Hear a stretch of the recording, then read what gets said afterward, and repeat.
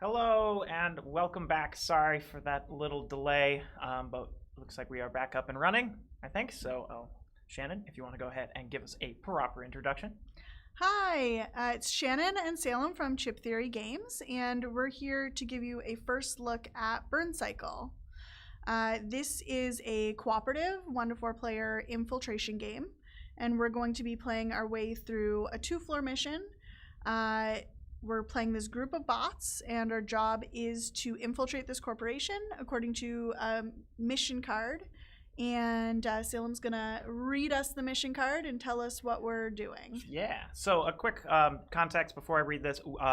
The name of our resistance organization is called the 404th, and so that's going to come up on this mission card here. So the corporation we're trying to infiltrate is Ocularity. They're a bit of a surveillance company. And so I'll go ahead and read the flavor text here. We need to make sure Ocularity's latest tech venture is a spectacular failure. This week, the company is launching Web 5.0, a new online service provider that it claims boasts lightning-fast speeds and exclusive software.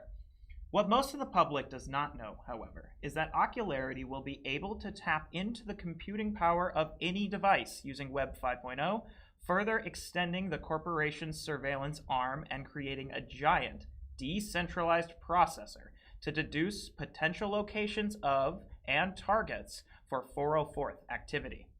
Our plan is to break into Ocularity on launch day and disrupt the company's service, slowing internet speeds to a crawl. Hopefully, the bad early press will permanently deflate Web 5.0's user base, depriving Ocularity of a new tool to hunt us down. Interesting. So the mission card also lists how many floors, and which more or less corresponds to game length, though this is one of the faster 2-floor ones, and we wanted to show off the floor changing mechanic. It also has a complexity, so that's not difficulty so much. It's more so like how many additional rules do you have to keep in mind, which, less complicated means you can focus more on the core mechanics, which can make it easier to some degree. But that's not so much a difficulty scale. On the back side, it gives you some unique mission setup. So we have the network set up a little differently. We have all 4 IPs filled. Normally, you only have it by player count. But for this mission, you need all 4. And then instead of moving our own personal IP, we actually get to choose to move whichever one we want when it's our turn on the network. And the reason for that is tied into the objective. So on the first one, on floor 1, we need to have all bots in different rooms, not including safe zones, and end a turn with all 4 network level dice showing different numbers. So we sort of need to spread out, access the network from different places, and have a diverse presence on the network. And then when we transition to floor 2, it's kind of a little bit of a similar objective. We need to once again spread out, get into different rooms, access the network from different places, and then that's where we need to have all of our IPs on different levels of layers of the network.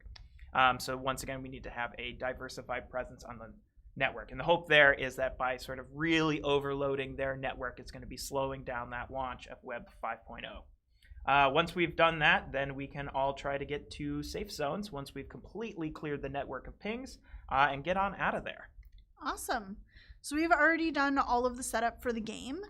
We've picked our bots and put them in places on the map. We've spread ourselves out. I'm playing processor up at the top there. Salem's playing access. And then we have bit, which is our command module. So every team of bots has 1 extra bot that we have to use our actions to control in order to get it around the corporation. We'll put processor up here. This is my character. So I have an innate ability called imitation matrix,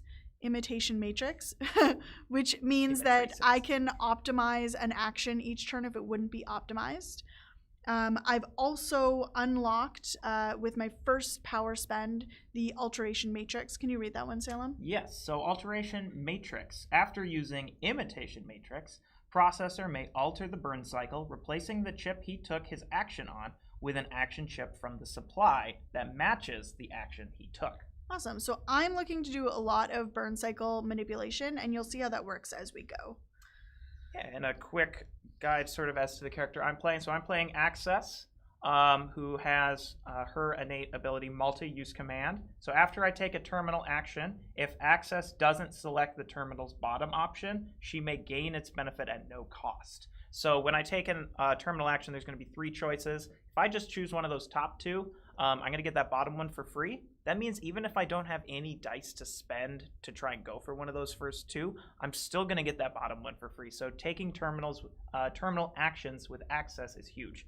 On top of that, I went ahead and bought IP Spoof, which lets me discard network cards I might acquire during the network phase to swap my IP's location with ping. So that's going to be huge in making sure we get a nice diverse spread of network presence. Yeah. All right. Awesome. And then last but not least, Bit, our command module. We've selected Bit basically has safe zone cracker, which means that all of our safe zones are always unlocked. So we've already added all of the unlocked pegs into all the safe zones to remind us of that. And a quick note, if you are not familiar with sort of how the bots work, so the base game comes with 10 bots. All of the bots can be either played as an agent or as a command module. So there is quite a lot of variety for team composition. Not to mention the specialist pack, which has 4 more bots. This is true.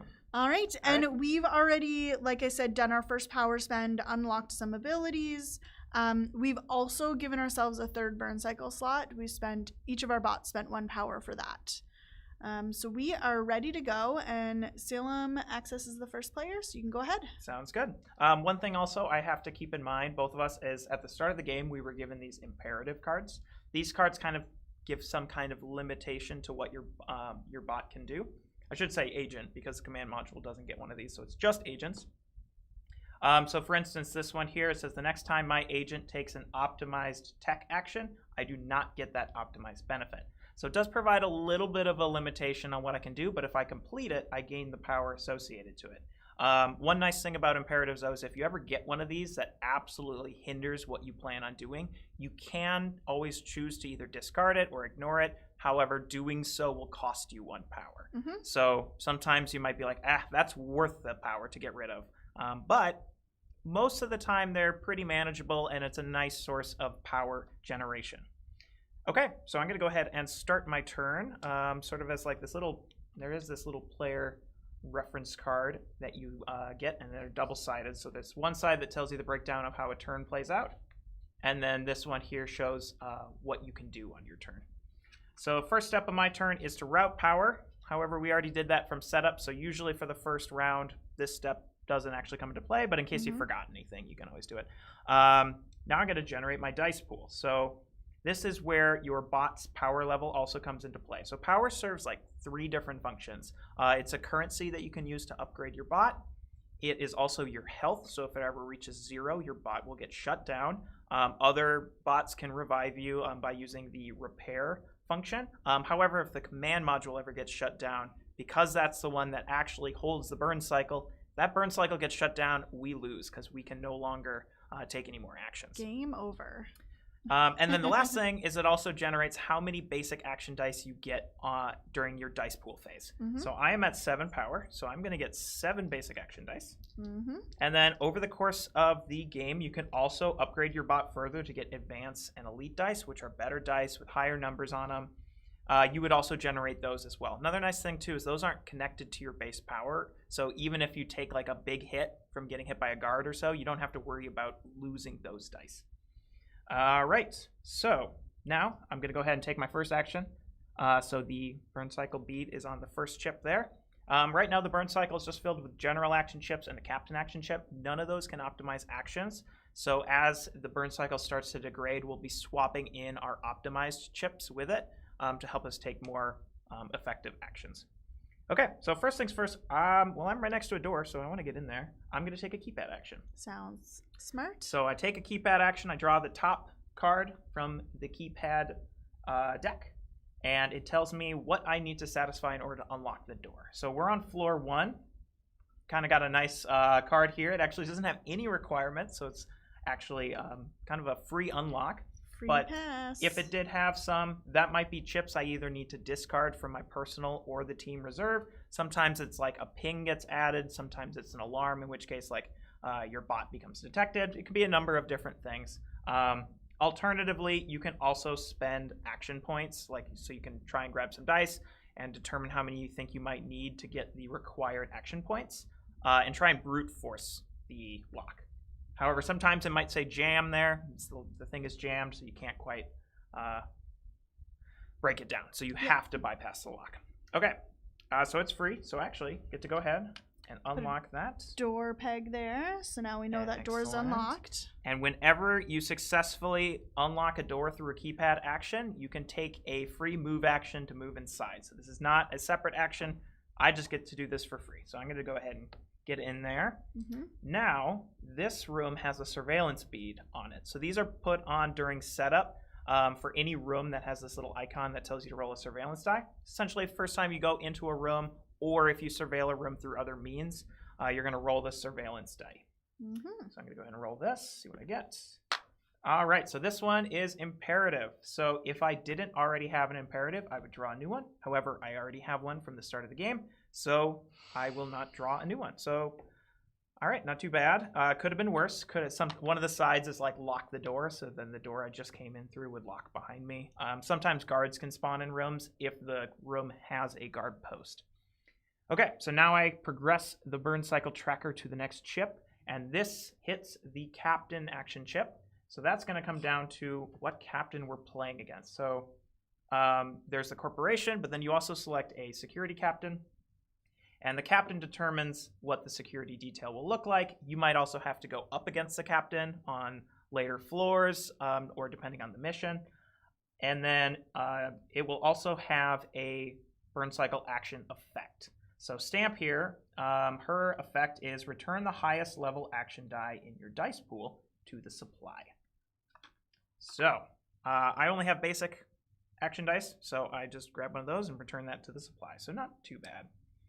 Okay, so now I want to go ahead and move here, but I don't really need to move very far. I want to get onto this terminal, so that's really only a movement of one. One nice thing about these dice is they don't have too much of a swing. They usually only have around 3 different numbers on them. And then also, you're pretty much guaranteed to at least move one space if you use your resource effectively. So if you even roll 2 blanks, for instance, on these basic action dice, you can combine them together to get 1. So I only need to move 1 space, so I could just roll these 2. So I'm thinking I might go ahead and just roll 2. And if I get bonus, I can maybe move bit a little bit. So I got, that's okay, not too bad. So I got a 2 with this one. Now this is a blank, but I don't have another blank to merge it with. So I can actually return that back to my dice pool to use on another action. So I will go ahead and just return that 2 to the supply and move. So I'm going to move 1 there, and then I can choose to move bit as well. You can sort of segment your action points in a move action between yourself and the command module. That's why more often than not, it's like invest more in rolling, because any extra you get, you can allocate to the command module. So I'm going to move bit 1 space that way so we can try and get her to go through this way. Perfect. Okay. Now progress to the next chip, and I'm going to take a terminal action. So I draw, whoops. I draw one of these things here, and you'll see it's got 3 different options on it. And you have to choose an option and then roll for it. So you don't get to just roll and then choose whichever one you can meet. So you have to be a little bit smart about your dice management and how many dice you used on earlier actions, how many dice you want to use on this action. But because I'm playing Access, I am going to get that bottom one for free as long as I don't go for it. So I'm not going to go for it. I'm looking at these other 2. Well, the CEO's network level is already at its minimum, so we don't need to worry about that. So I'm going to go ahead and try and surveil a room of my choice. Perfect. There's no reason for me not to roll the rest of these dice because I'm at the end of my turn. I'm going to lose they're going to go back to the supply, and then I'm going to just generate a new dice pool next turn. So I might as well just roll for all of them, even though definitely don't need quite all of these. Okay, so I got 1, 2, 3, and then I can merge those together to get 4. But I only needed 2 to surveil a room, and then I'm going to get that bottom one for free. So let's see. For surveilling a room, I'm thinking, do we want to do the server room to try and see if that's a safe place to get bit to? I think so, yeah. We need to surveil something to see where bit can go safely. I think that makes sense. Since bit cannot be shut down, we can't let bit be shut down is how I should phrase that. Bit can absolutely be shut down. It's just a bad lose, idea. Yeah. We want to make sure we get her to a room that doesn't have a guard in it. So I'm going to go ahead and surveil the server room. All right, well, look at that. I got an imperative again, but once again, I already have an imperative, so nothing happens. Much better than rolling a guard. And then I get that bottom one there, so I get to add an action chip from the supply to my reserve. I will take a tech chip. So now my reserve is nice and diverse. All right, and that gets put in the discard, and then the chip, the terminal chip that I was on, gets removed from the board. All right, so we have reached the end of my burn cycle, so I've taken the 3 actions. So now I move on to the network phase. And I think I'm going to go ahead and move purple. Okay. So normally I would be forced to move purple because that's the one that corresponds to my bot mat. But because of this mission, all 4 are out there and I get to choose, but I'm going to choose purple anyway. So the way the network kind of works is when you're on a chip, it's going to let you move continuously clockwise until you reach either a hub, which are like the little red stop signs, a ping, which are going to be the red pegs that the corporation's sending out, or the node that corresponds to the action type of the chip you're on. So if I was on a tech chip, I'd move until I hit a tech node. If I was on a physical, I'd move until I hit a physical. You can also transfer in or out at one of the transfer points once per move. That being said, early game network is usually a little bit slower because we're only got general chips in there. General chips just let you move 1 node, which can actually be really helpful in some situations. So I can really only move out 1 for the first one. And we're always having to move clockwise as well. You can't go counterclockwise. Correct, yeah. Next one, move 1. Has to go there. Now for this last one, I do have a choice. I could transfer in to this layer 2, or I could continue to hit that hub. Hubs give you nice benefits though. So I'm going to go to the hub. And that outer layer 1 is going to increase my own network level by 1. So we want all of our network level dice to end up at different numbers. So we want to start getting some of those up higher. So that concludes my network phase. Now I do have a chance to route power again if I want to. If I were to have gained power during this turn, I might have ended up over my bot's capacity. So Access has a power capacity of 8. If you're ever over that, you always want to make sure you spend down to that capacity because you will lose any excess power at the end of your turn. So I'm at 7, so I'm looking good there. I don't think I really need to route any power, so I'm going to skip that. And the last thing I'm going to do is degrade the burn cycle. So we have this little burn cycle die, and this is going to. I'm going to try to roll a 2. That's not a 2. 1. I'm sorry. And so these chips start to degrade. When there's a degraded chip in the burn cycle, you can't take an action. So you're essentially effectively losing actions when you degrade. However, that's where the reserves come in. As a free action, you can swap these in to make sure that you are getting all of the actions you need. And then eventually, as you're running low on reserve chips and active burn cycle chips, then you might have to do a burn cycle reboot, which raises threats. So you want to try and offset that as much as you can. All right. All right. And with that, it is my turn. I pass the turn. All right. So I also have an imperative that we should show you. So bot profile scan. The next time your agent becomes detected during a move action, I can't move anymore during that action. So we'll keep that in mind in case I get detected. But in the meantime, I am going to build my dice pool, which is also 7 dice. And then I am going to start taking actions. I am going to take a free action first. I want to put a utility chip in that first burn cycle slot. Nice. Replacing a degraded chip. Degraded chips don't give you actions. So if I didn't replace that, I'd only have 2 actions instead of 3. And now I have a utility chip, which I can take an optimized keypad action to get through the door I'm next to. All right, so I'm going to show this off real quick so we can see, but then normally this gets placed right on the door that is being unlocked. All right, so it doesn't have any inputs, so Hey! there wasn't any benefit to it being optimized, but hey, better safe than sorry. I get in that door. Ocularity's really got to lock their doors. All right, I am taking my free move in, and there is a surveillance bead in there, so I will remove that and roll a die to see what's in the room. There is a guard in this room with me. So we'll draw a random guard. It is a hamster, and it faces the same way that the guard icon faces. So whenever you are around guards, it's really important to be conscious of their awareness. This hamster has an awareness stat of 6. That means that in front of it, where that blue arrow is, it can see 6 spaces, and then it can see 3 spaces in any other direction. So right now I'm 5 away from it, so it doesn't notice me even though I'm in the same room. All right, so that is my first action. Second action, I lose one of my dice.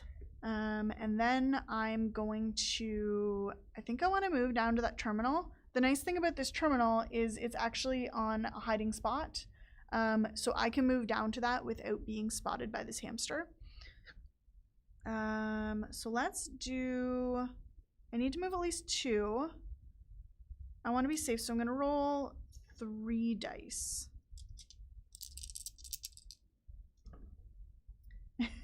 So I got my 2 movement. I'm going to put the blank back.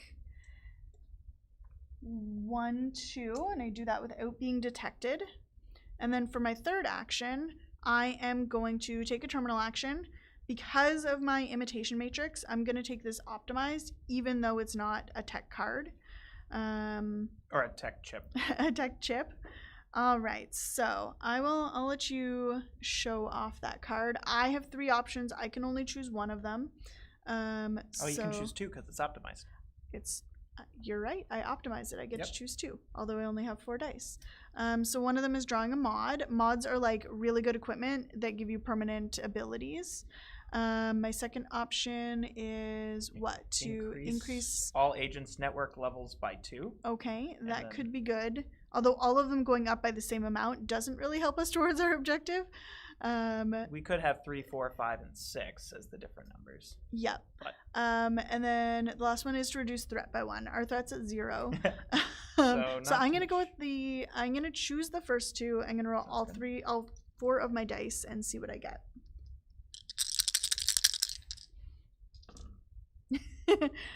I rolled a 3/4, so I can get one of these options. I'd say the mod card. The mod card I am going to go with. Yeah. So I'm going to draw a mod. Let you return that back. Do you want to read what my encryption bypass does? So the encryption bypass.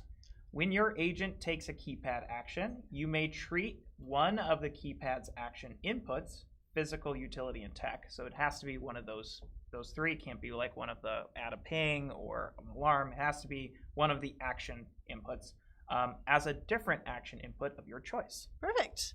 I like that. So this goes on my bot uninstalled. I can install this whenever I want as a free action.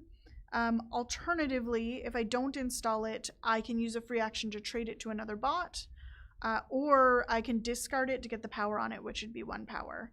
I think I'm going to keep it. Okay. And I'm going to just go ahead and install it. Okay, perfect. Part of my special ability is that I can sub out. Because I optimize that to tech, we can now change that general into a tech. One thing to note as far as the captain action chip is that if we ever sub that out before it's degraded, it alerts the captain, because it's operating as like the captain's mole in our Burncycle to some degree. And so if we lose that while it's still active, the captain flags it, and so threat actually increases by 2. So we kind of want to keep that in there until it degrades naturally, and then we can take it out. Great, that's the end of my actions. And so it looks like we have a question. Do you have to lose another die for the captain chip? Yes. So we both gave up a die during our turns. Yes. So that only happens. I do want to clarify though, in case there's some confusion. That only happens during the action phase. On the network phase, the captain action chip simply just works like another general action. So it's only during the action phase that we have to take into account its unique effect. Yep. All right, so I get to choose what I want to move. I have utility, general, and tech. Oh, yeah. Let's see. Let's move green because I feel like I can get pretty.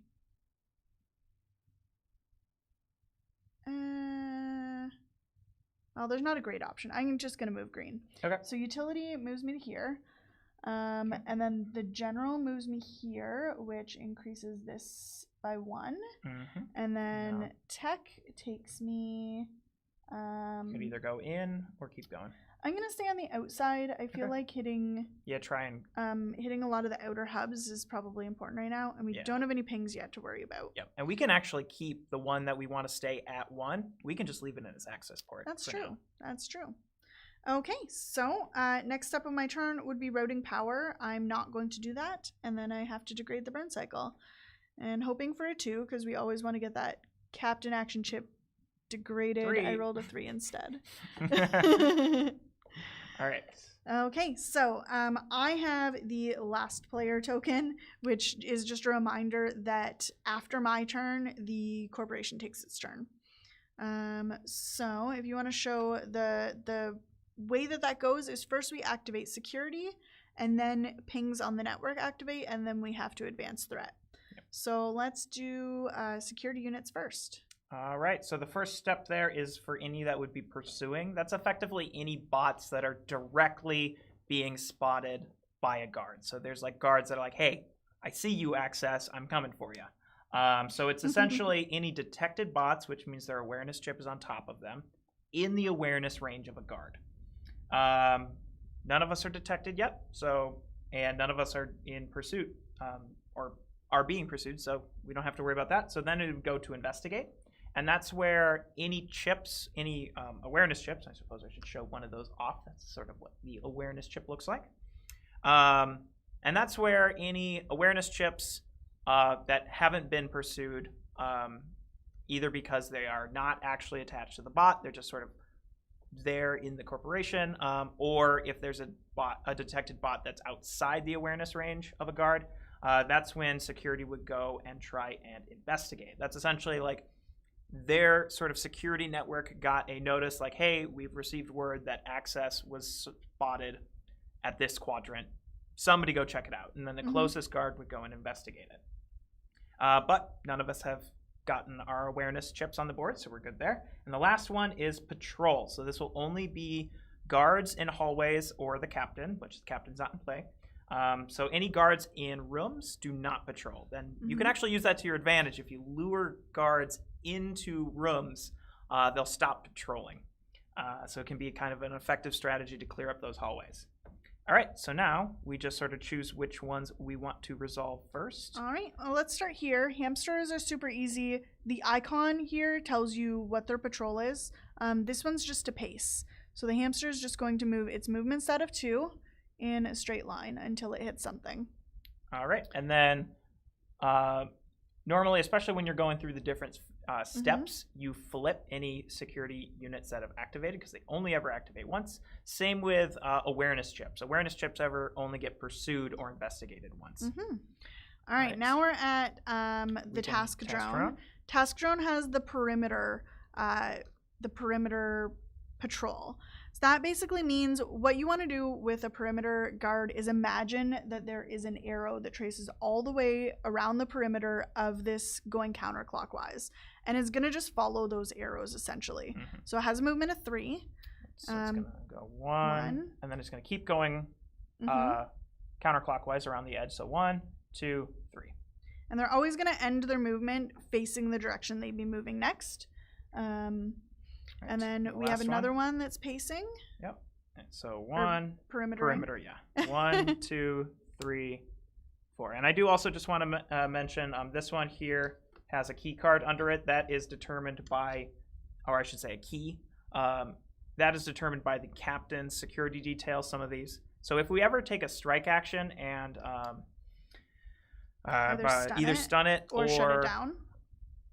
Shut it down, yes. Here, let me give you a little bit of a, here, let me rotate that too so it's facing the right way. So if we stun it or shut it down while it has that key under it, we can actually gain that key, and keys can be used to freely open doors even during a move action. So you don't even have to give up an action to try and open a door. You can just whoop.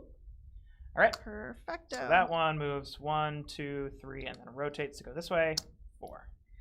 All right. And then that would flip, but since they're all done now, I'll just go ahead and flip them back over. And you do just want to make sure that you're paying attention to their facing, because the direction that they face determines that awareness that we talked about. So just be careful that you're facing them the proper way. All right. And so now we finished security unit activation, so we go to pings. All right. So pings would move on the network if there were any pings. There aren't any, so what all the network is going to do is produce a ping. That's going to go on this hub, which is called the core.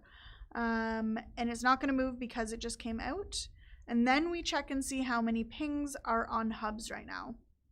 So there's 1 ping on a hub, which means we have to roll the ping die 1 time. Okay. And we got the add a ping. All right. And so we're going to add another one. It would go on the core, but since that's already full, it goes to the next empty spot clockwise.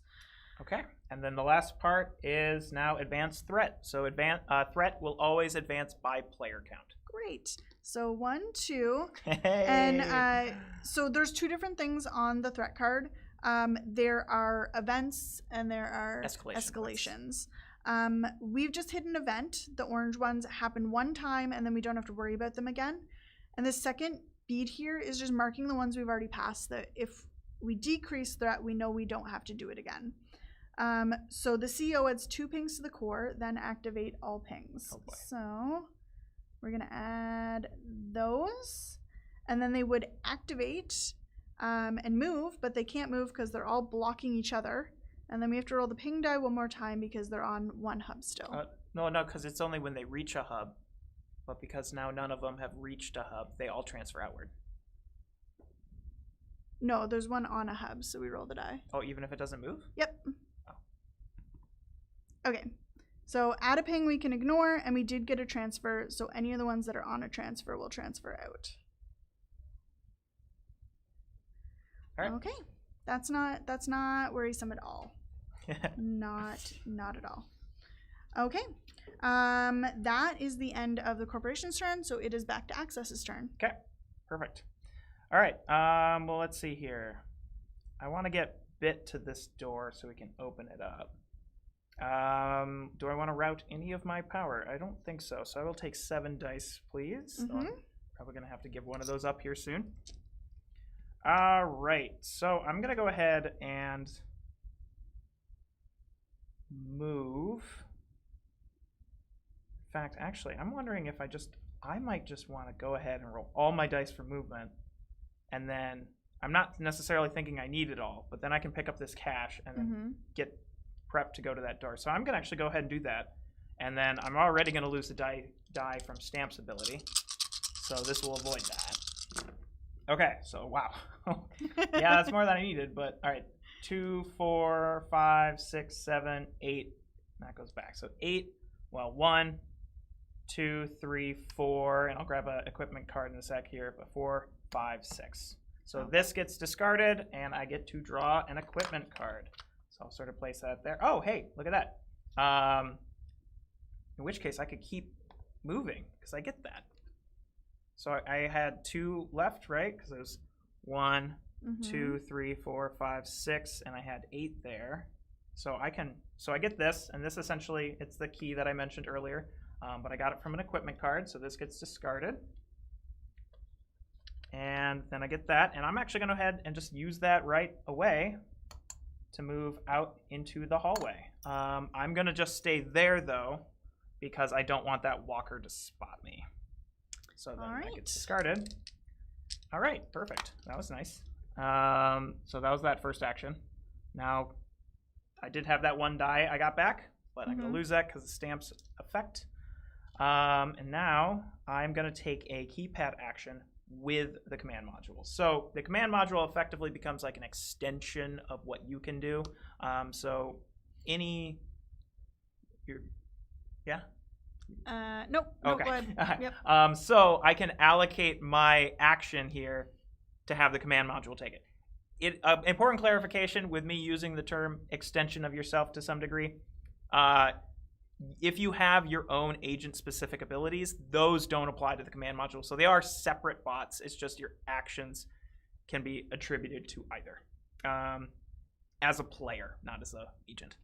Okay, so Bit's going to take a keypad action. Maybe we can get this. Okay, well, our luck on free unlocks has run out, but that's okay. All right, so it is a tech chip or 4 action points. Well, I don't have any dice to roll. I could just wait and put in a utility action for the 3rd one and then open it for free that way. But I'm also kind of thinking maybe I could take a network card and then get that power. It's totally up Would you to be worried if I spent that utility chip? Or sorry, that tech chip? No, you can go ahead. Okay, so I'm going to go ahead and do that. So I'm going to discard this tech chip to satisfy the requirements for the door. And then I'm going to go ahead and place that thing in there. And then I'm going to have Bit take that free action to move in.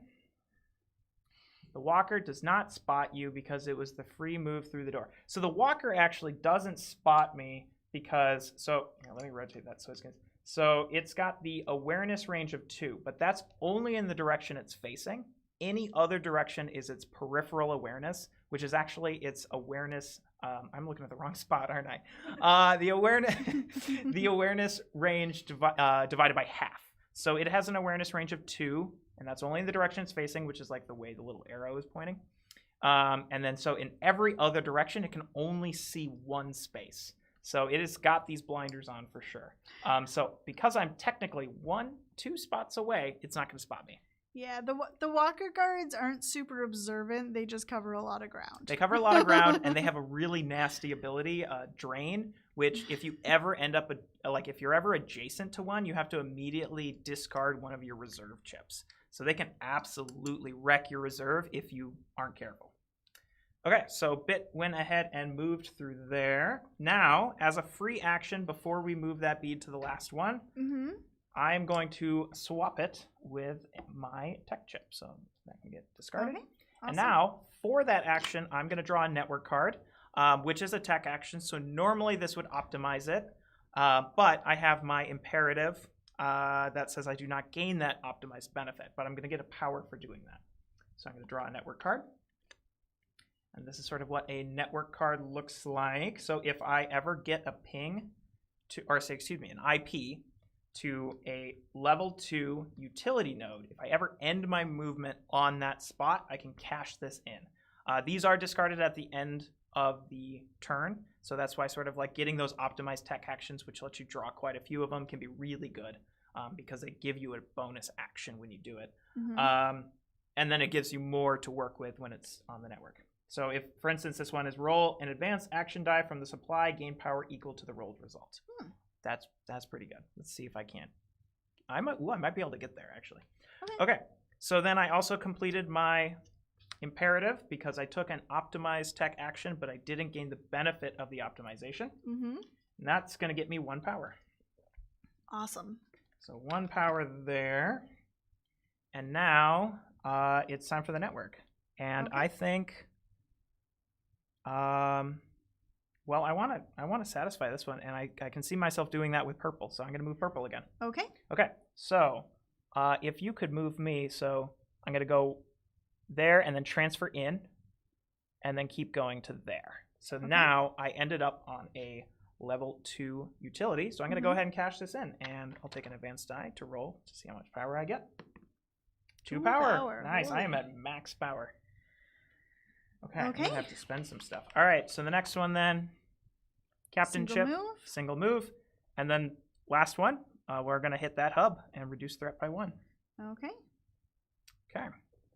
So quick overview on the different hubs. Layer 1 hubs increase your network level by 1. Layer 2 hubs decrease threat by 1. Layer 3 hubs increase your power by 1. And if you manage to reach the core where the corporation pings are coming out, you actually get all 3 benefits, and then you're booted back to your access point. Mm-hmm. All right, so I'm going to roll this to see what I get. Ooh, so it got the question mark, which means we get to choose. I think I'm going to choose to degrade the captainship. I think that's a wise decision. All right. Are you routing power? Yes, I have to route power, otherwise I'll lose it. Well, I think because we got rid of that cap, I think it's safe to get an advanced die now. Unless there's anything, is there any part of the command module you think we need to get at the moment? Or? No, I'm feeling pretty good with 3 for now. Okay. Okay, I'm gonna allocate 2 power then to get myself a advanced die for next turn. There we go. Okay, and I'll pass it to you. Okay. First. Oh, I guess sorry. I should have routed power before degrading the Burncycle, but it's fine. We're cheaters. I would now route power, but I'm not going to. My dice pool is still these 7 dice, which I will take. And then I get actions. So I think what is the most important is to get Bit inside this room. Yeah. So I want to take some movement. And I need to move 1, 2, 3, 4, 5. In order to feel really good about it, I think I'm going to roll 6 dice.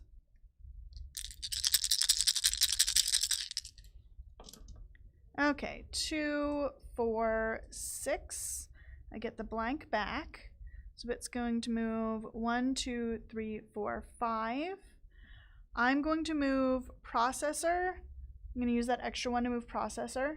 I would be within the hamster's awareness, but it doesn't see me because I'm in those hiding spots. So I'm safe over there. Nice. Okay. All right. Second, Did you want to replace that chip? Yes. I'm gonna use the utility from our team's reserve and put that in so that I can optimize opening this door. Thank you. Okay. And so keypad action. Keypad action. Okay. So even at level 1, there are 2 different inputs on this. The first is a tech. And the second is an alarm, which means Bit's awareness chip would come into play. Outside that door, I'm not super concerned about the awareness. Mm-hmm. Probably what that's going to do is pull this hamster over to investigate. If need be, we can maybe purchase push for Bit and just push out of the way. Oh yeah, because it's going to stand in front of that door.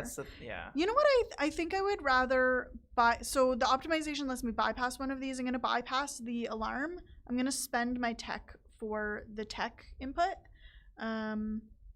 No, you know what? I'm not even going to do that. I'm going to move. Oh. I'm going to move the Burncycle. So there's 2 ways to fulfill this tech action. I can either discard a tech chip from one of our reserves, or we can just move the Burncycle Burncycle tracker down to a tech. Mm-hmm. It means I'm giving up an action, but it means we keep our reserve healthy, and I don't have anything I have to do with that 3rd action right now. Okay, nice. So that is open. And you do still get that free movement to move into the room. Yes. So this is open. Bit's moving in. Remember, we've already surveilled this room, so we don't surveil it again. And those are all of my actions. Perfect. So now on the network. So now I go to the network. Utility. Let me just do some quick looking at what's happening. I'm guessing we probably want to keep orange as the 1. Utility. Okay, I was feeling good about orange actually because it could hit 2 hubs with our current. Oh, okay. So map. Then keep yellow in? Yes. Okay, let's do it. Okay, so the first thing in the Burncycle is a utility, so I move there. The second one's another utility, so I get to move all the way to this hub and increase up to 2. And then tech, I'll move all the way. Okay, And I move to see it. that I hub see again it. And Nice. go to 3. All right. All right. That feels really good to me. We just have to get one of ours up to like 4, and then we're good. After the network, we do routing power. I'm good with my power, and then I have to degrade the Burncycle. I rolled a 5. 5 cycles to 1. Yep. So if you ever roll one that doesn't have a chip, it always cycles around to the next available number. So it doesn't go like 5. So if, for instance, it wouldn't like cycle twice, you know, because like it's 4 or 5, you know, whatever words. So it always just goes to the. So statistically, the furthest left in the Burncycle is most likely going to be the one, just because the odds are higher. So that's something you can take into account. That's something you can plan around. Sometimes if you really need a chip, it might not be the best idea to put in the first slot. Okay. Okay, so we are at security. We still have nothing to investigate, no awareness on the board, so which means, patrol? So we just patrol. 2. And then important to note, because this is going to happen here, guards, when they run into each other, they just swap. Yep. So that guy's done. Now the task run's going to go 1, 2, and swap there. 3. And then this walker's going to go 1, 2, 3, 4. And it's making its rounds around this part of the perimeter. So I'm going to flip them back over because we're just about done with that. And now, ping activation. Okay, so this is fun. We always start with the outermost layer and the one that has the most space in front of it. And they move 3 spots, or to the next hub, whichever's first. So 1, 2, 3. 1, 2, 3. 1, 2, 3. And then this one, 1, 2, 3. So now we assess. We have 1 ping on hubs, so we roll the die once. This says threat goes up by 1. And all of the pings transfer again. Spicy. Yep. All right, they are making their way out very quickly. Yep. And we should start getting concerned about that. Just a little bit. Okay. And then advanced threat. Advanced threat by 2 more. So we have just passed the escalation cron job. At the start of each round, if there are fewer than 3 pings in play, the CEO will add a ping to the core. Don't think we need to worry about that right now. I don't think so. And important to know that escalations are sort of on-off kind of conditions. So if threat is higher, then it's always on. If you reduce threat, it turns it off, but it will turn back on once it goes above, as opposed to events, which are just the once and done. Okay. Okay. So that's the start of the round. We don't need to worry about that, so you can take your turn. All right. Let's see here. I'm thinking I might go ahead and swap that, because I don't need a route power. And I'll get my dice pool, so... oh, that's so many dice. 1, 2, 3, 4, 5, 6, 7, 8, and that one. All right, I'm going to put a physical in that first slot there. And I'm not even going to roll dice for it. So an optimized physical action gives me 2 action points. If I were to roll dice, that would enhance that number, but I actually don't need to roll any, and I'm going to just move 2. So 1, 2, to get myself next to the restroom, because even bots gotta go. Sorry. All right, and then I'm going to go ahead and take a keypad action. I have so many dice I'm not going to use. I just realized I'm looking at the rest of You might have to brute force it. You never know. Well, so I get to bypass. So it's got this little eyeball. That's the alert one, but I don't want to deal with that. And because I have it optimized, I get to bypass one thing, which is that one. So I'm going to unlock it for free. Okay, so get a peg.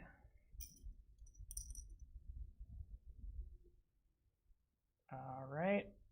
So I move in there. What do you have to do when you enter that room? Surveil it. Hopefully I don't just walk in on a guard going to the bathroom. You might. I get a power. Nice. I'll take it. Okay. Okay. And then last one.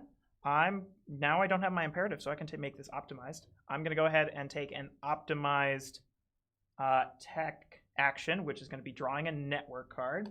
So what that does is I draw the network card, and because it's optimized, I can now take an additional unoptimized action. That could actually include drawing another network card.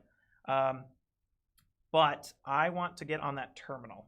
So I'm going to then do a move action. I'm not going to actually roll all my dice because, quite honestly, this is the only one I need because I only need to move one spot. I don't think Bit needs to go anywhere. So I'm going to just roll that. Bit could be moved onto a terminal if you're moving anyways. Look at that. I did it. So I'm going to move 1 and then move Bit 1, 2. Okay. So for 3. Yeah, so I did not need all the all those dice. You're good. Right. Okay, so I'm primed to do that next turn, but I'm not going to do it this turn because that was my last action. So now Burncycle, or excuse me, Network. Okay, so this one here, can I get onto a level 2 tech chip? You should. We got to be able to make that happen. Be able to. Oh, for sure. You've got a tech in the Burncycle. Alternatively, the flip side. Can I get either green, or can I get either green or purple to 4? Because that'll put us at all different levels. So is there any way I can get 2 level 1s with green or purple? So the first thing would be purple. Both things. That's pretty. Or at the very least, could I get them primed so that you can do it? Purple, no. Green. Green would go 1, 2. It's not a great Burncycle for that.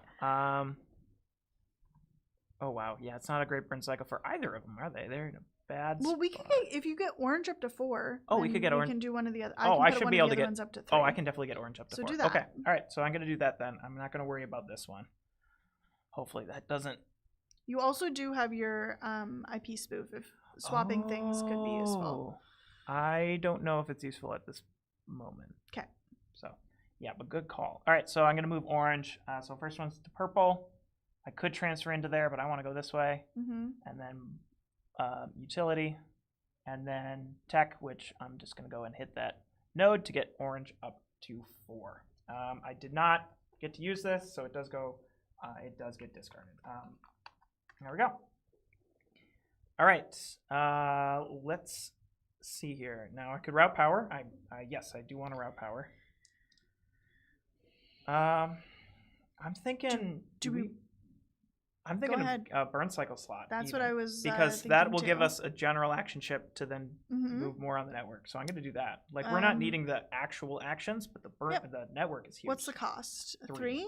I can give you 1. Is that okay? Sure. Yeah, I'll spend 2 and then. Okay. So one nice thing too is anytime we're upgrading things for the command module, as long as at least 1 power is coming from the command module itself or the active player, other players can chip in. It's sort of like a communal resource. Communal investment. So I'm going to spend 2. Processor's just going to spend 1. And we're going to leave Bit not spending any because, remember, if Bit gets shut down, we lose. So, okay. So we get that, and then we get to fill it with the general action chip. Groovy. All right, and because I did that during the route power, so that doesn't affect, I don't get to use that for any part of my turn. And then now degrade the Burncycle. I got 4. Goodbye. Well, hey, at least it wasn't one of those optimized chips, so that actually worked out okay. That was the best chip to degrade. So. Okay, my turn. So I'm not gonna route power. My dice pool is now 6 of these dice.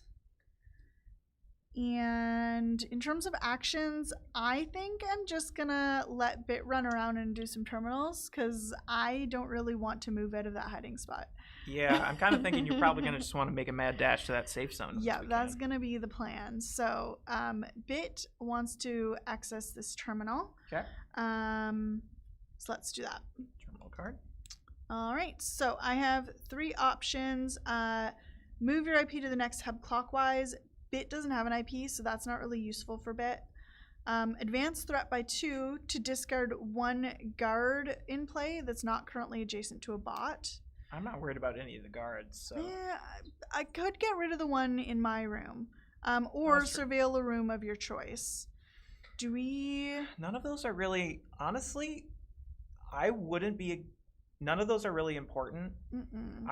I mean, yeah, sure, we could get rid of the one in the room, but I don't think that's worth increasing threat for. And we don't need to surveil any more rooms. So honestly, maybe doing none of them and saving the dice for this one. Yeah, I think that we can do that. Okay. Because then Okay. it'll be optimized too, so you can have options. I like this plan. Okay, so that was my first action. My second action, even though it's on utility, I'm going to take a move action. You can use imitation matrix. I could. So I'm gonna optimize it. So we'll roll 2 dice because I'm gonna get 2 free movement for sure. All right, so I got a 1. So that is gone. My blank comes back. 1 and then 2 free movement from the optimization. And then do you want me to use alteration matrix to turn that into physical? I feel like at this point, yeah, at this point, a physical is more useful than because utility. we've unlocked all the doors we need to unlock, so that sounds great. Okay, perfect. And then my third action, optimize tech action on this terminal, and let's hope that we get something good. Whoop, that's a network card. Oh, also, since I'm sort of remembering, I do want to show this off because I don't think we've actually gotten a chance to show this off. So this is the card holder that holds all the nice cards. I remember during all of the preliminary prototype components and stuff, we used a Gearlock child box that we cut like a foam insert for. So this is actually the final fancy thing. Also, if you take these out, I think that should show up on camera. You can see that there are even the little words that go. Yeah, all the slots are labeled, so super functional. It goes right in the box like that, so you can just pull it out of the box and you're ready to play. Yeah, because you don't even need to take these cards out, right? Nope, they store in that. Yeah, so you don't have to worry about putting all the cards in, and you can just it's so nice. It's so nice.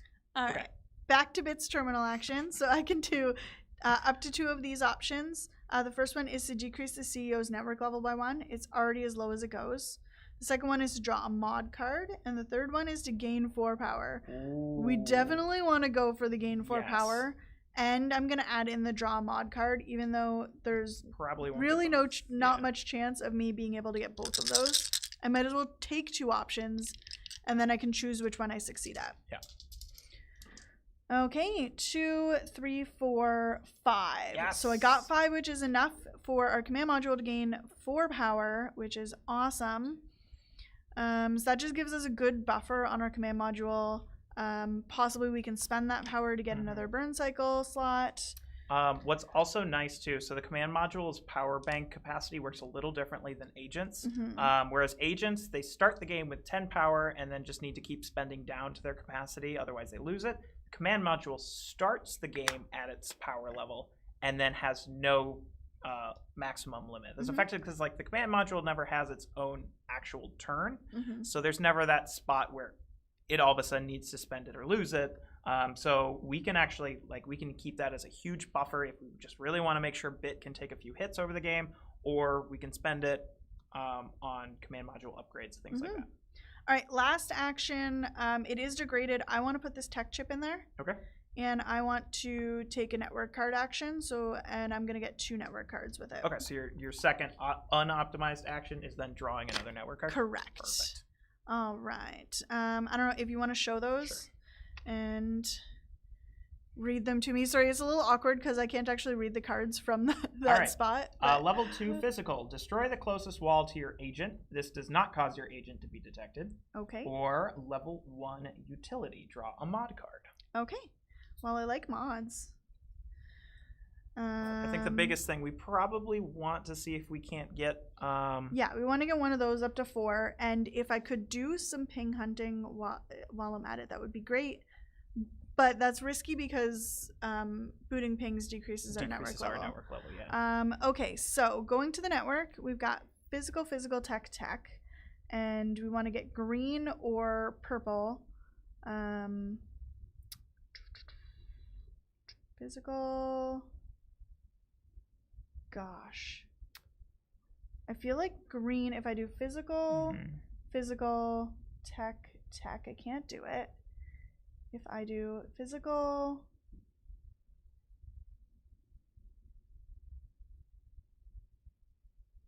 physical, I'd go down to 1. I don't actually think that I can do it. Not with that Burncycle. No. I'd say maybe get outside physical. of purple's access point. Tech. That's probably the best spot. Unless we can, if you think you can get good use out of drawing a mod card. I wouldn't mind. Oh wait, well, no, I we can't. can't. There's no way yeah. for me to do it. Yeah. Because it's layer 2 destroying a wall really doesn't help me. So let's just do green then. Okay. Physical, tech. Okay, so it's primed. Yep. So we're there, but not quite there. All right. Okay. Those go away. And then it's the corporation's turn again. Perfect. So we'll just move the guards because there's nothing's detected again. 1, 2, 3, 4. All right. Okay. Activate pings. Activate pings. So starting on the outside, 1, 2, 3, 1, 2, 3, 1, 2. It stops on the hub. And this one, 1, 2, 3. Okay, so 2 hubs. Okay, 2 hubs. We have to roll this twice. We would be ping. adding Hey, ping. but we're at we max. don't have any. And add a ping. Wow, we got really Okay. lucky with that. Yeah, we got so lucky by having 4 pings on the network. Yeah. So lucky. See? It's not always a downside. Okay. Then we increase threat. So we're up to 6 threat. Perfect. All right, my turn.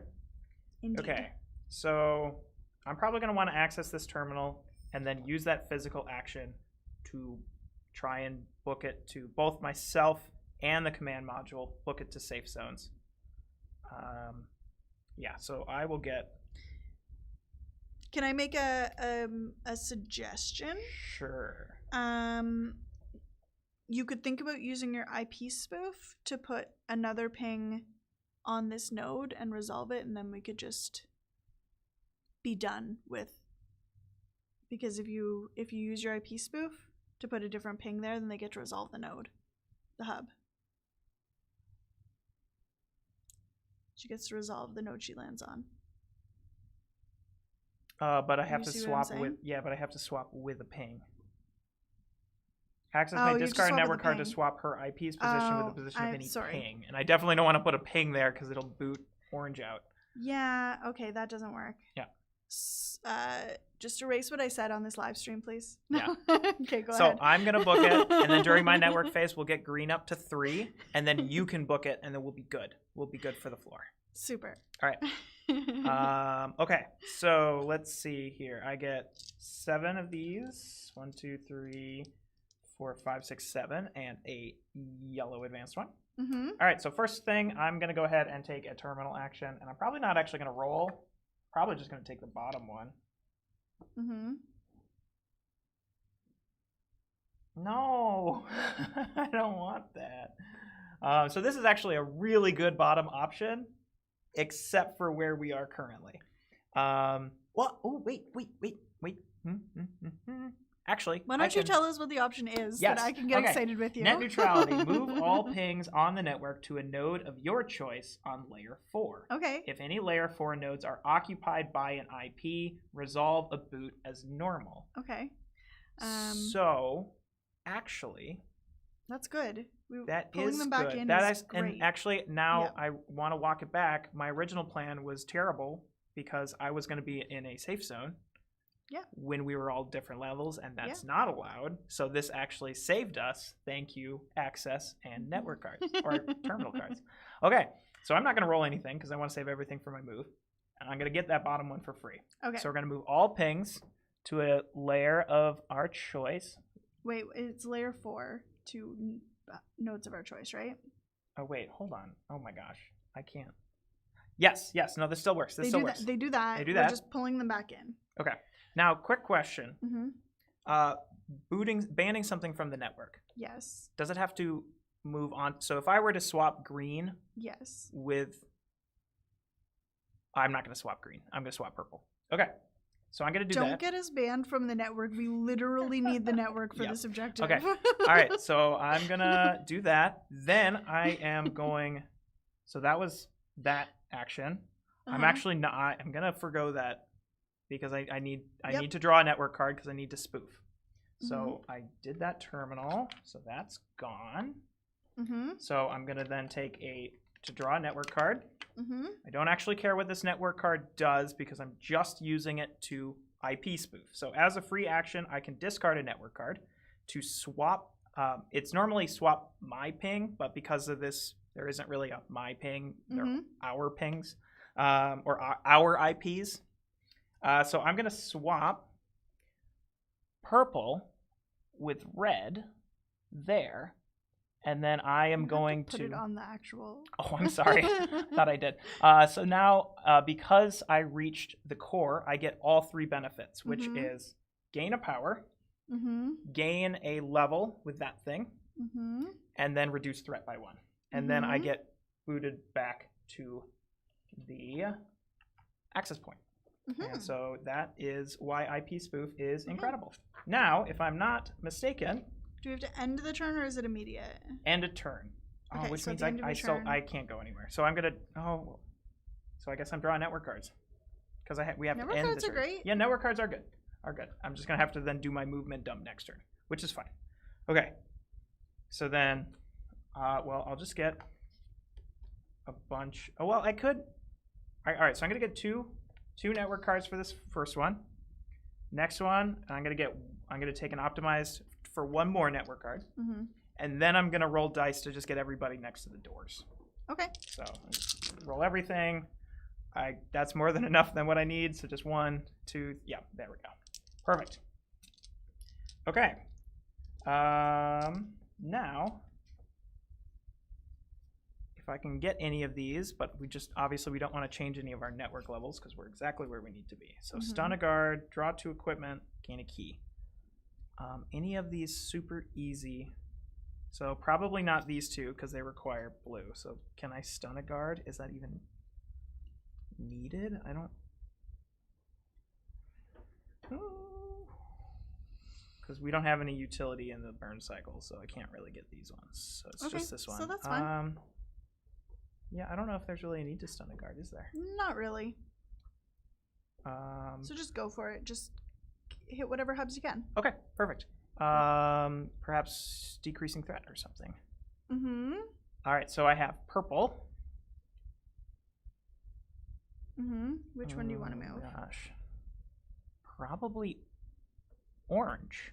Yeah, orange. So move to the purple. Purple. Then move in and clockwise to the hub. So that's going to decrease threat by 1. And now I have green and green, which keep it going. The 2 greens on that level. Green and green.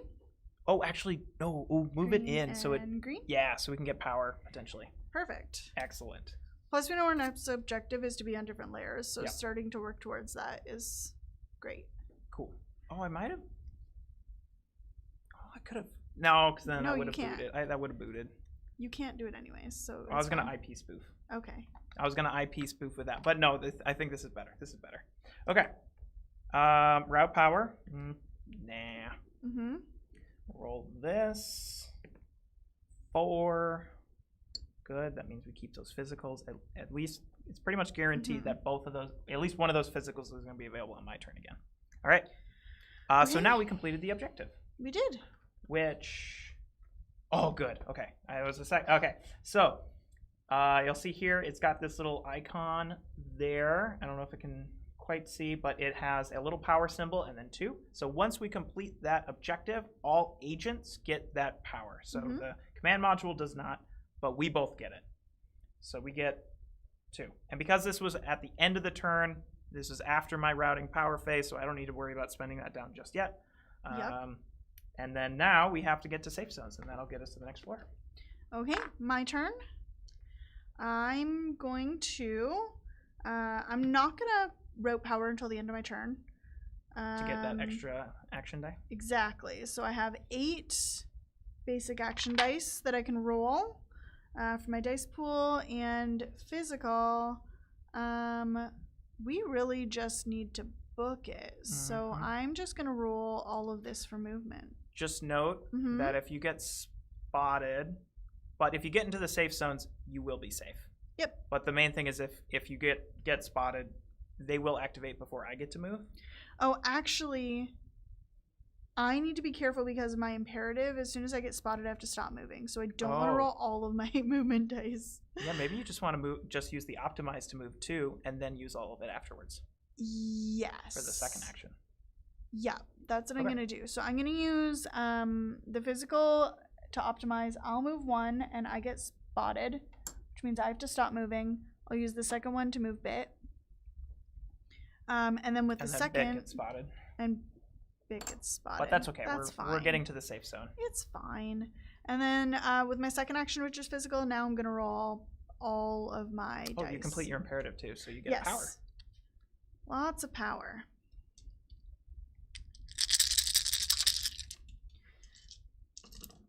Okay, 2, 4, 6, 7 movement, +2 for it being optimized.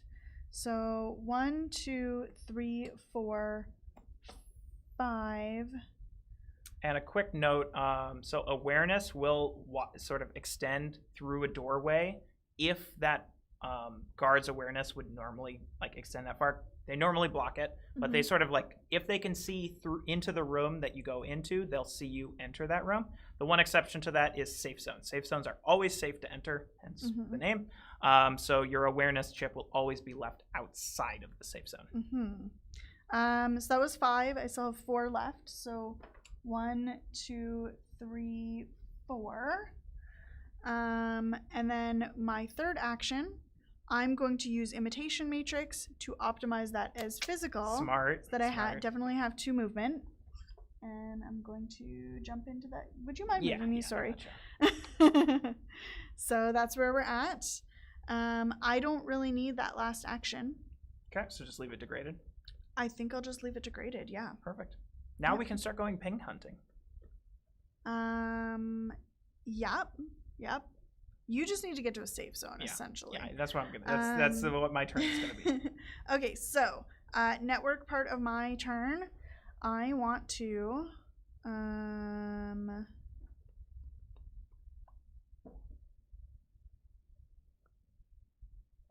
It's gonna be physical tech. Physical tech. Physical. Oh. I was gonna go green. Did you see something better? Yeah, potentially. So if you go orange, you'll get a power, right? And then the next physical, you'll go to there, right? And then the tech, you go boot there, and now you're primed to just let them all run into you and keep getting booted. I like that. Okay, so physical, so I get a power for that. And then the next physical here, and then I go into tech. So when these hit up against each other, we compare their network levels. Orange is higher, so it's the ping that gets booted. And then whichever one did the booting, their network level goes down. Okay, and I like that. The corporation does win ties, with the exception of a 6v6. That's essentially to prevent, if the corporation gets to a 6, you can still combat it. You just then also have to get to the max level. But otherwise, corporations win ties. Okay, I have a bunch of power to spend. We're about to do a floor change, a Burncycle reset. Oh, the Burncycle won't reset until we reboot. Well, but we're getting pretty close. Separately, to that. We're also close separately to a we're getting close reset. to that. Do we want our 5th slot? Because the next one is making sure to get on different layers, I'd say even if we aren't planning on using all 5 of those during our physical action, we're gonna want all 5 for the network actions. So I have to spend 3, so I'm gonna spend I need to spend 2. Okay, so I'm gonna spend. Do we want to do 2 and 2 for that? I think we should spend off the command module. So 2 for the command module? 2 from the command module. Okay, so that's 4 in total. Have a general chip.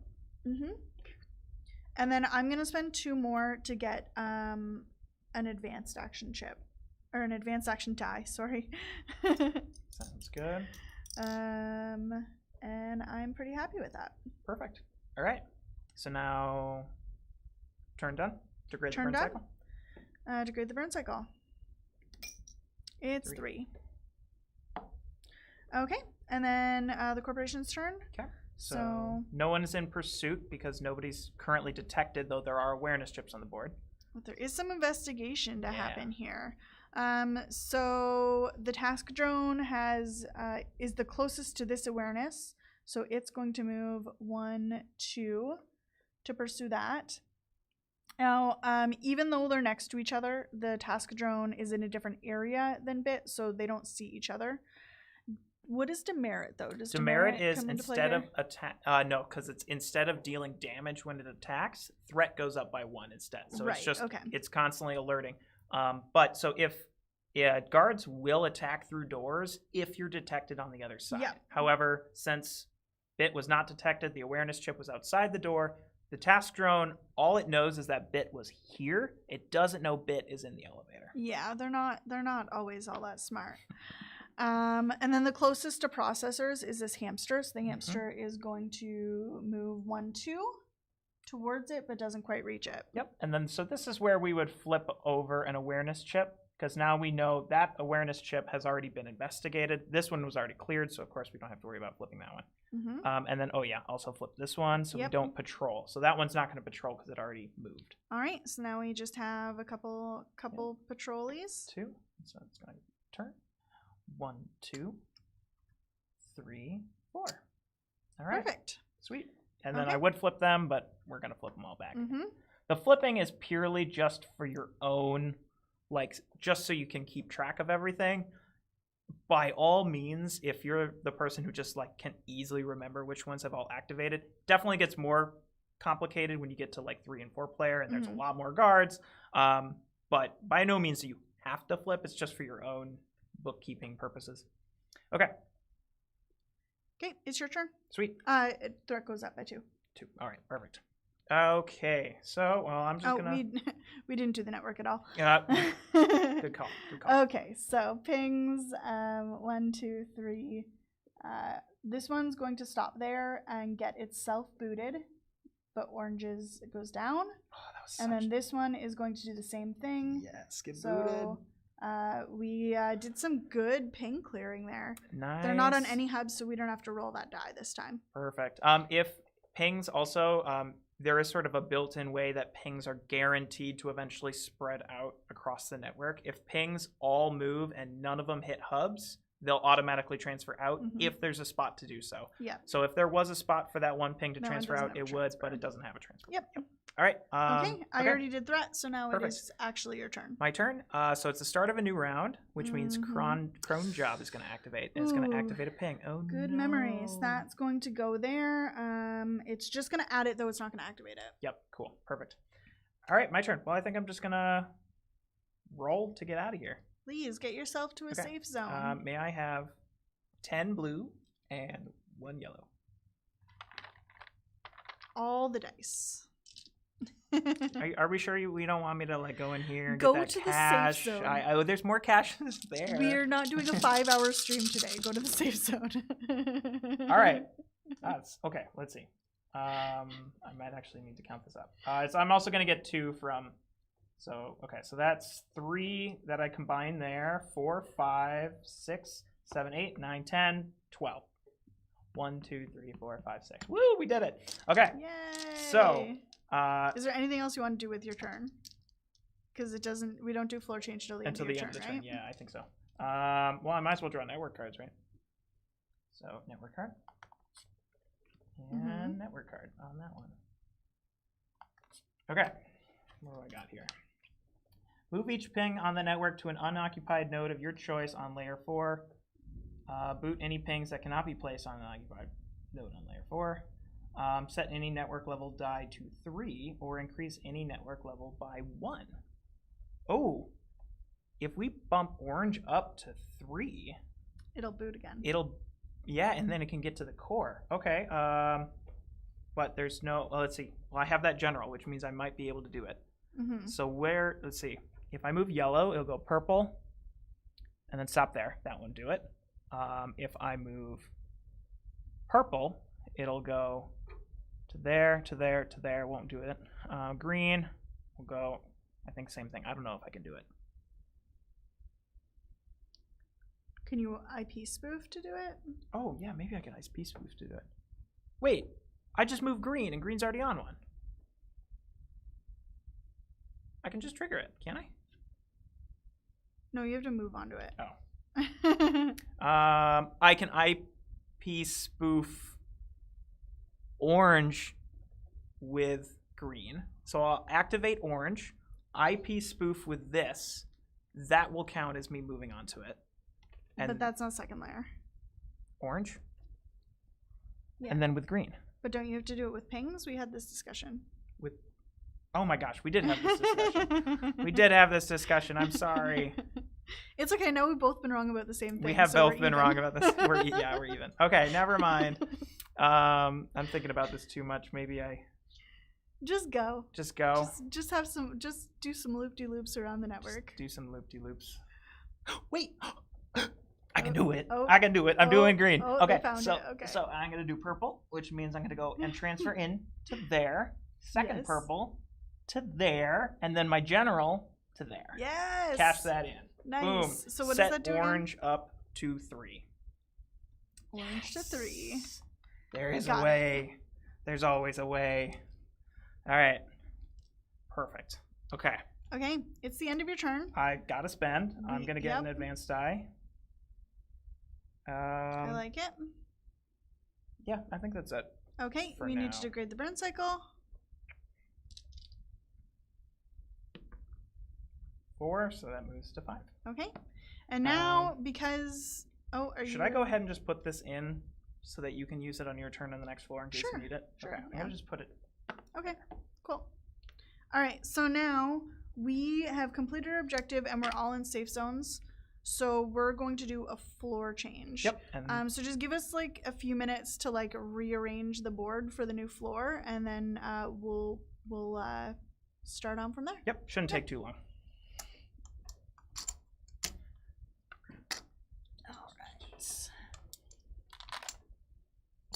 So bits in this one over here. Access is in this one, processors in that one. There's that thing. Thank you. This is I'm gonna take out some of the pegs. okay. All right.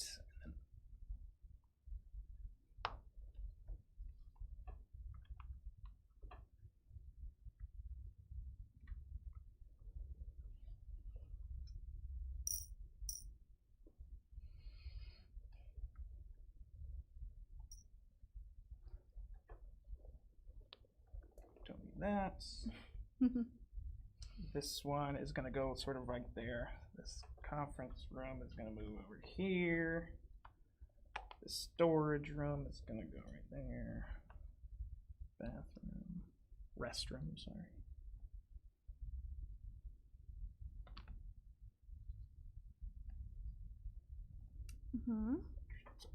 There. And then executive office, which is... Did I not grab the executive office? Executive office is up there. Ah, it was already there. That's why. I could have sworn I mapped this all out ahead of time. Okay.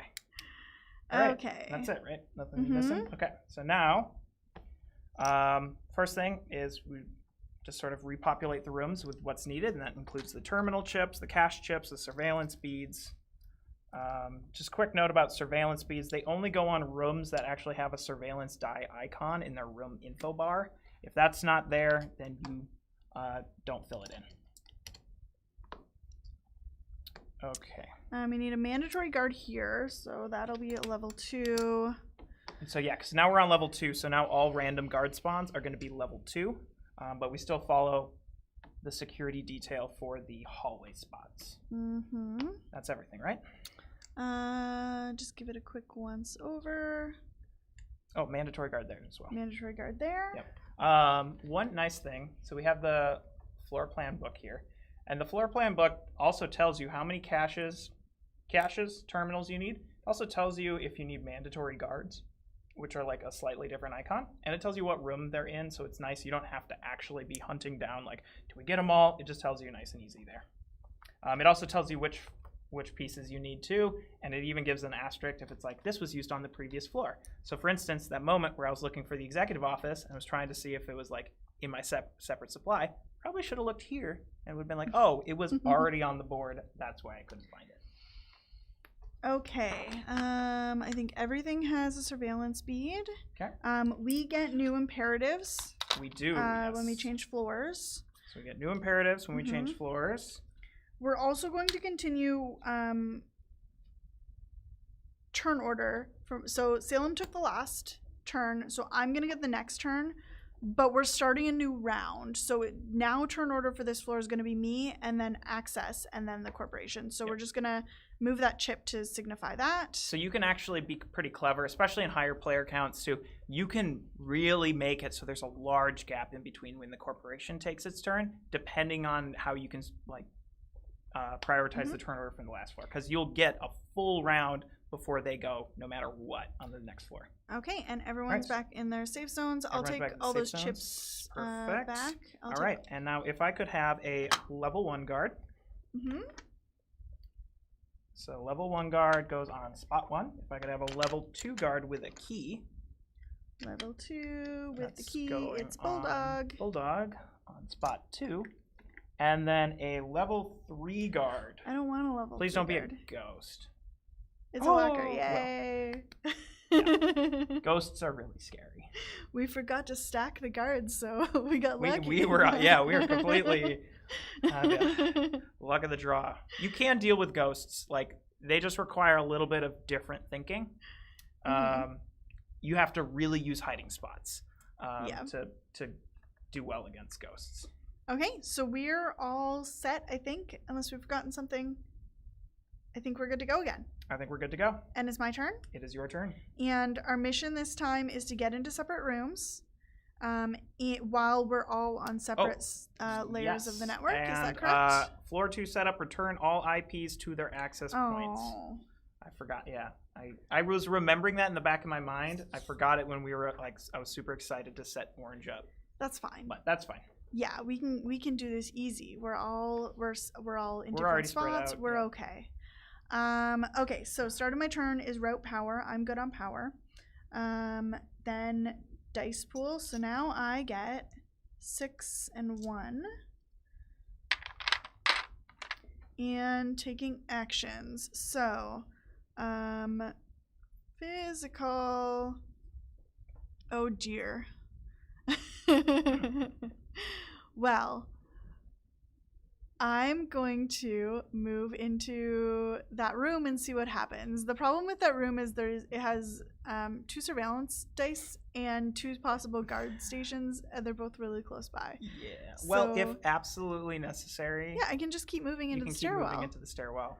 Yeah, this is a really good reason why we highly recommend you look at the floor maps ahead of time, because there are some situations where you can end up in positions you don't want to be in. Alternatively, there is also one of the physical actions is you can take a strike action, and that can either be against a guard that you're adjacent to or a wall. So you could bust a hole into the cube farm. You still have to roll 2 dice, so there's still that chance. Okay, so here's what I'm going to do. I'm going to take an optimized physical action of movement, rolling no dice. Okay. Then I can move in. If I don't like what happens, I can move back. Okay. And I can strike through a wall. Perfect. I like it. I like it. Okay. So I'll go ahead and move you there. So I'm going to move in. So 2 dice. 2 dice. I'm going to roll 2 powers. That's my plan. You are going to roll 2 power. Nothing else is going to happen. Oh! Yeah. Okay, so I rolled 1 power. And then this is a mainframe. So I can turn any of these terminals into a mainframe terminal. I'm going to go with this one. You don't want to do that one? No, I'm going to go with the one closest to me. You want to make it harder? I'm also not within the awareness of that hamster up there, so that's good. Oh, that was huge. That was so nice. Fantastic. I might just kind of chill. The problem is to go after that terminal, I do have to get in the hamster's business. We can maybe do that but we'll wait for that. Yeah, we can do that at the end, and then you can just sip. Also, I mean, it's going to deal 2 damage because it's a level 2 guard. If we do it near the end... It's not so bad. Yeah. Okay, so my second action... we're still on physical. We probably want to look at getting bit into a room. Yeah, Bit's gonna face that bulldog. Or come in here and deal with the radio head. Or run around if we can get a bit far enough away. There's no guard stations here. That's probably the best spot. What if we just try and do a huge amount of movement and get Hold on. bit? This is the wrong rotation. I'm sorry. Okay. That's the right rotation. Okay. But that doesn't change anything. That didn't really change much. So. I think that's the plan. So I think I should roll like all my movement. Okay. This is your second action, right? Yep. I think I'm gonna roll just a bunch of movement and try and get myself as close to that as possible. Perfect. And then I can pick up the slack. Okay, so we have 3, 5, 6, 7, up to 8 if we want it. And then plus 2 more because the plus 2 more. So 9. I'm just gonna grab the awareness. So 1, 2, 3, 4, 5, 6, 7, 8, 9, and that would be the last spot the bit was seen. I don't think I need to. I'm gonna take back these blanks. Okay. If you want, you could use invitation. Or wait, how many blanks did you get? Just 3. 3. So you can't quite get there. Correct. Are you done with this action then? Yeah, I have some unfortunate news. I didn't read my imperative card. You want to put that so that people can see it? The next time your agent would gain power, they do not gain that power. So guess what? You gained power. I accidentally disobeyed my imperative, which means I have to discard it now and lose the power. Yep. Which is really unfortunate. Yeah. So we sort of built in because we knew imperatives change up the rules a bit. There's almost that built-in like rule for in case you forget to abide by it, and that's why it's like you can either spend a power to simply discard it on your own volition, or if you notice you failed to adhere to it, then retroactively you lose a power to then discard it at that point in time. Okay, so that's a shame. You would have actually gotten a bonus power from it because of the way the reward works. All right. Oh, I should probably so I'm going to with the third action, I'm going to imitation for physical and move bit there. So for this one, right? Yep. Okay. And then I could put a chip in there to try and open that door. Or do you want me to leave that for you to do? Because you'll have it might be good to put that in and just see what it is. Okay. Because then we can plan around that. Okay, so I am altering the Burncycle to put that's our last reserve chip. So we're getting pretty close to having to reboot the Burncycle. And I'm going to have Bit try and open this door. Okay, what do we got? Well. So we're on this one, so we can't move it forward. So it requires a physical input, which we'll need. But we have those in the Burncycle, so that should be easy. And then the shock would have it lose a power. Oh yeah, here, let me show that off. You didn't decrease that, right? No, it was because it was at 9. We spent 2 for that. I think it just popped out when we were moving everything. Yeah, so it's got the physical and then the lightning bolt, which is lose power, and it's jammed, so we can't. I couldn't roll for it even if I wanted to try. Yep. Okay, that's that. I'm gonna come over here to the Burncycle, and I think the network. The name of the game is just to get things in as far as possible. No, the name of the game is Burncycle. You said it. Thanks, Salem. Thanks. Okay. Okay, so physical, utility. So many physicals. I think I want to try and get yellow up a bit so we can start using it. So if I go physical. Oh, we should add another ping because of cron drop. Thank you. Yep. Thank you. Okay, so I'm gonna go physical for that. And now we don't need to worry about those being different. Those can be as maxed as we can try and get them. And then I'm gonna do utility and physical and boot this. Nice. And I'm back down to 1, but that one is not hanging out anymore. Okay. Roading power. I don't unfortunately have as much power as I thought I would. And then degrading the Burncycle. And I rolled a 4. All right. Okay. So then my turn. So, well, I could. No, I'll take it optimized because then I just have to. So I might have access stay where she is. Although, is Bit's not going to be in any immediate danger for this next round, correct? That walker is going to come this way. Yes, but it's during patrol, so it'll only spot. Yeah. And it'll still be far enough away that when Bit does get in there, the awareness won't follow, correct? Yes. Okay, so I think I'm going to try and get into here, because if I wait even one turn, that walker is going to be too close and it's going to see me go in. Okay. So this is my one chance to get in there, so I'm going to go for that. All right, so could I have 8 blue? So 3... so 2 blue, and then 2 yellow. You could just bust your way into the conference room. I could just bust, but I don't want that to get. That's true. I'm gonna make noise, and then they'll come into the safe zone, and then I can't get into that safe zone. This is true. All right, making holes in walls is noisy. Unless you're playing with Crash and you buy that one ability. Okay. So let's see. I need to move 1, 2, 3, 4. So I need. Don't forget about this. Yeah. Your first 2 is nullified. Yeah, that's a good point. So I'm going to get 2. I need to move 2 more on top of that.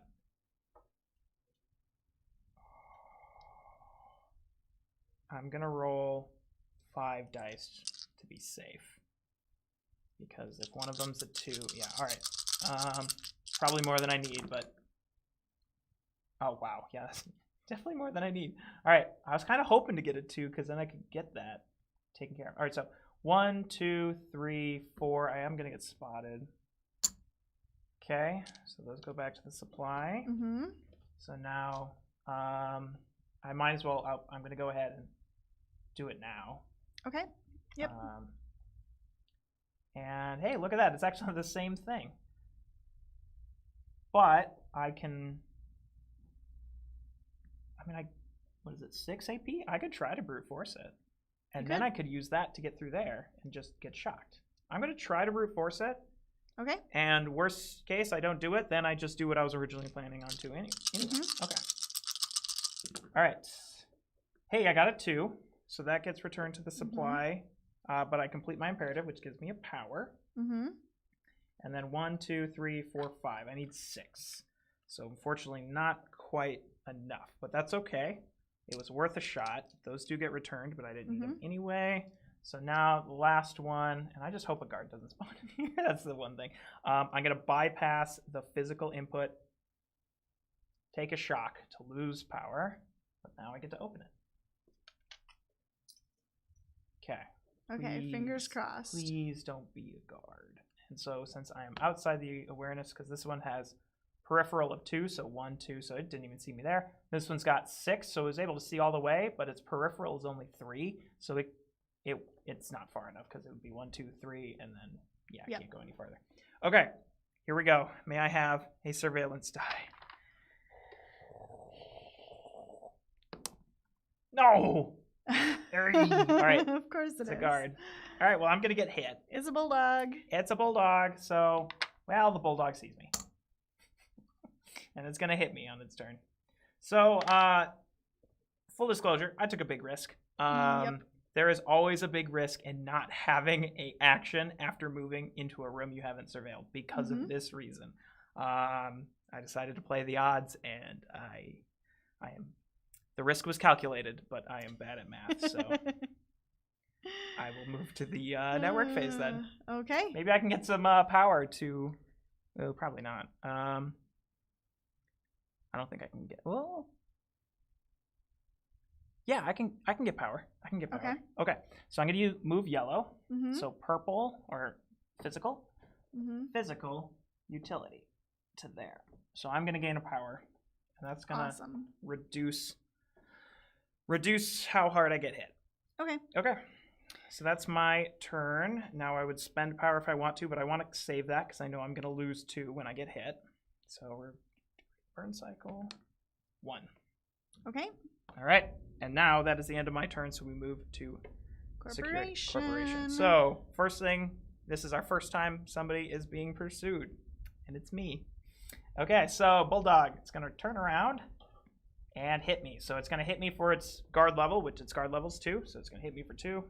I lose 2 power. And then we both flip. Okay, the closest guard to Bit is gonna be the bulldog, I think. think 1, so. 2, 3, 4, 5, 6. Yeah. So it moves its 4. 1, 2, 3, 4. Doesn't quite get there. Okay, Walker's gonna then now patrol. 1, 2, 3. When it's here, it is actually gonna spot Bit. So this is gonna move. So it's 1, 2, 3, 4, 5, and it's gonna go in that way. So the thing about these guards, and the way I like to think about it, is they have very strict orders. They will report things that they see, but for as far as they're concerned, they're like, hey, I was told to patrol. I saw a bit, but I was just told to patrol. Until I get new orders, I'm not doing anything. I'm going to report it to HQ, but that's it. So that's why it's like, so the only time a guard will change where it was headed to is if it was headed towards an awareness chip, and by heading towards it, it updates where that awareness chip is. So it's essentially like it was given orders to investigate where Bit is. If it now gets new information as to where Bit is, it was like, well, I was told to go investigate Bit. I'm looking at Bit now. I'm going to go this way instead. That's the only time they ever change where they were headed. All right, and the hamster. 1, 2. Perfect. Okay. I'll just flip them back all over. I'll do the network over here. So we have 2 pings. 1, 2, and they do get stopped on themselves. 1, 2. And Now, then because they can't roll the die, they transfer out instead. Okay. All right. And then threat goes up by 2. We are hitting a new event. Increase the CEO's network level by 3. So it's going to be harder to keep Up those to pings 4 in check. now. That's great. All right, start of a new round. We have to add another ping because of cron job. And then it's my turn. Really, we need to get Bit in that room. And I don't care about what happens with you and that bulldog. That's your problem. Thanks. I'm probably going to need to find a unless, well, I mean, if we give repair, we could potentially keep me boosted to finish that objective. Okay. You'll just need to, you know, keep me topped off. Yep. But I'm also worried, oh gosh, that hamster's going to block me, and then it's going to block me again. So I don't know if I can quite, I might have to just get out of there. How do we feel about we get Bit in here, and then Bit goes to open this door, and then I book it to this room, and those are the 2 separate rooms. We can try that. We can try that. As long as there's nothing in the bathroom. Let's hope. Okay. I've been burned before. Okay. All right. What's happening? So the first action's a physical action. Okay. We can't really do anything with that in terms of getting through that door. So I think we just have to go to the next action. Next action. Well, you could draw a network card. This is true. You can also optimize an action, but I can't optimize. Bit's action. Yeah, you can only optimize. So I can optimize this tech action. You can optimize this tech action. Yeah. To get 2. Perfect. Quick note in case if there's any kind of confusion. So agent abilities can only really affect themselves. However, it can get a little interesting when it comes to movement. So movement is technically always your agent's action, but then you can allocate it towards the command module.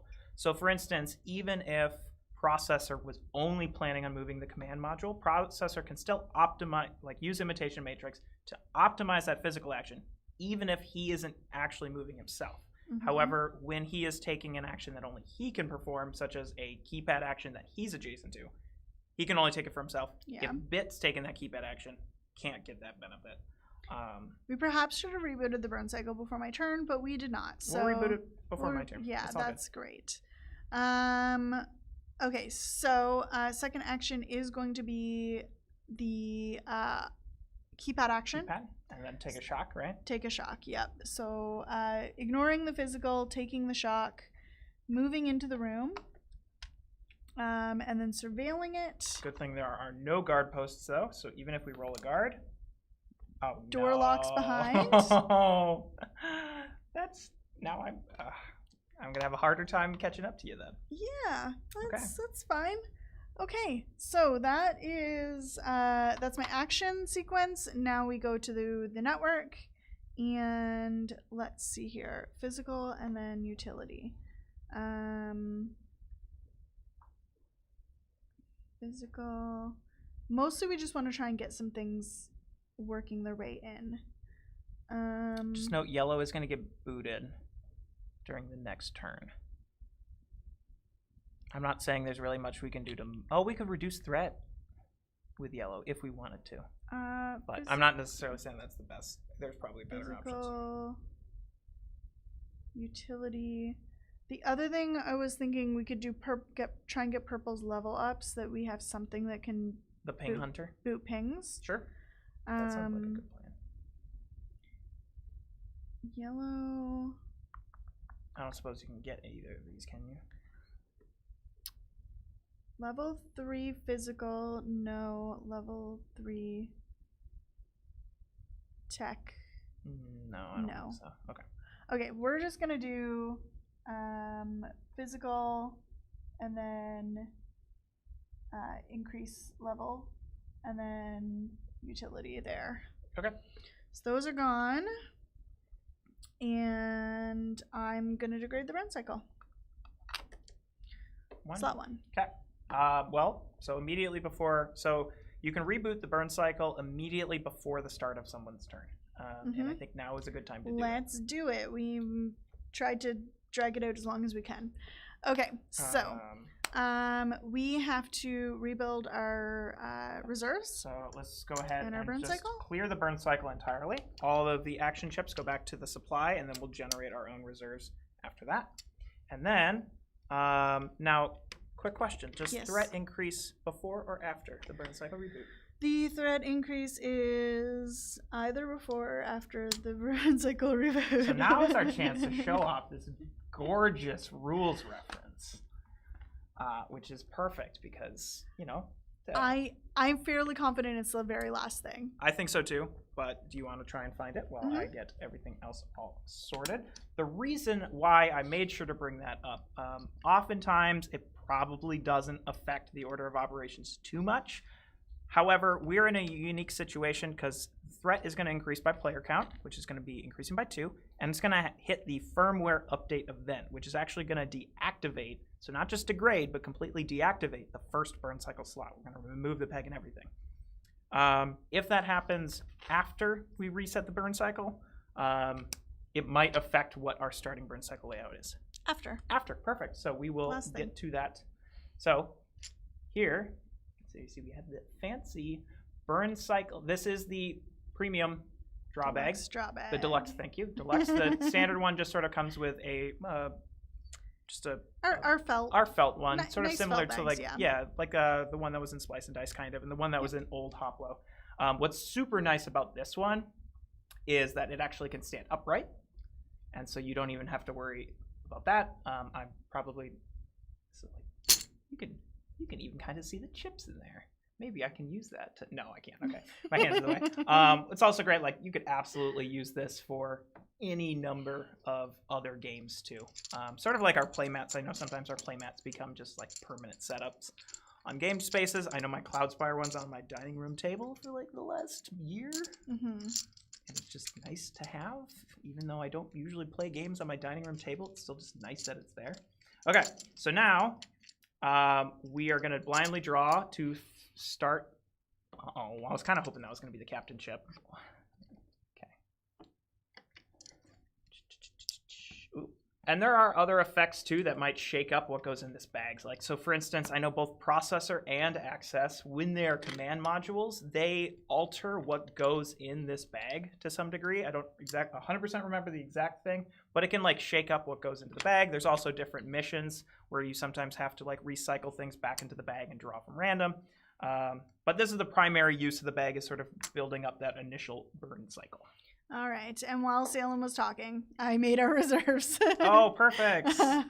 So again, our reserves are just based on what we've unlocked on our mats, and then the team's reserved is based on what rooms all of us are in. So we got 2 utilities and tech.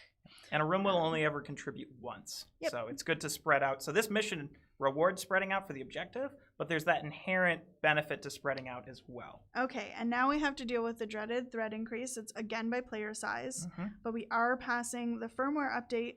Deactivate the first Burncycle slot. Importantly, this is deactivate, not degrade. We're completely losing it.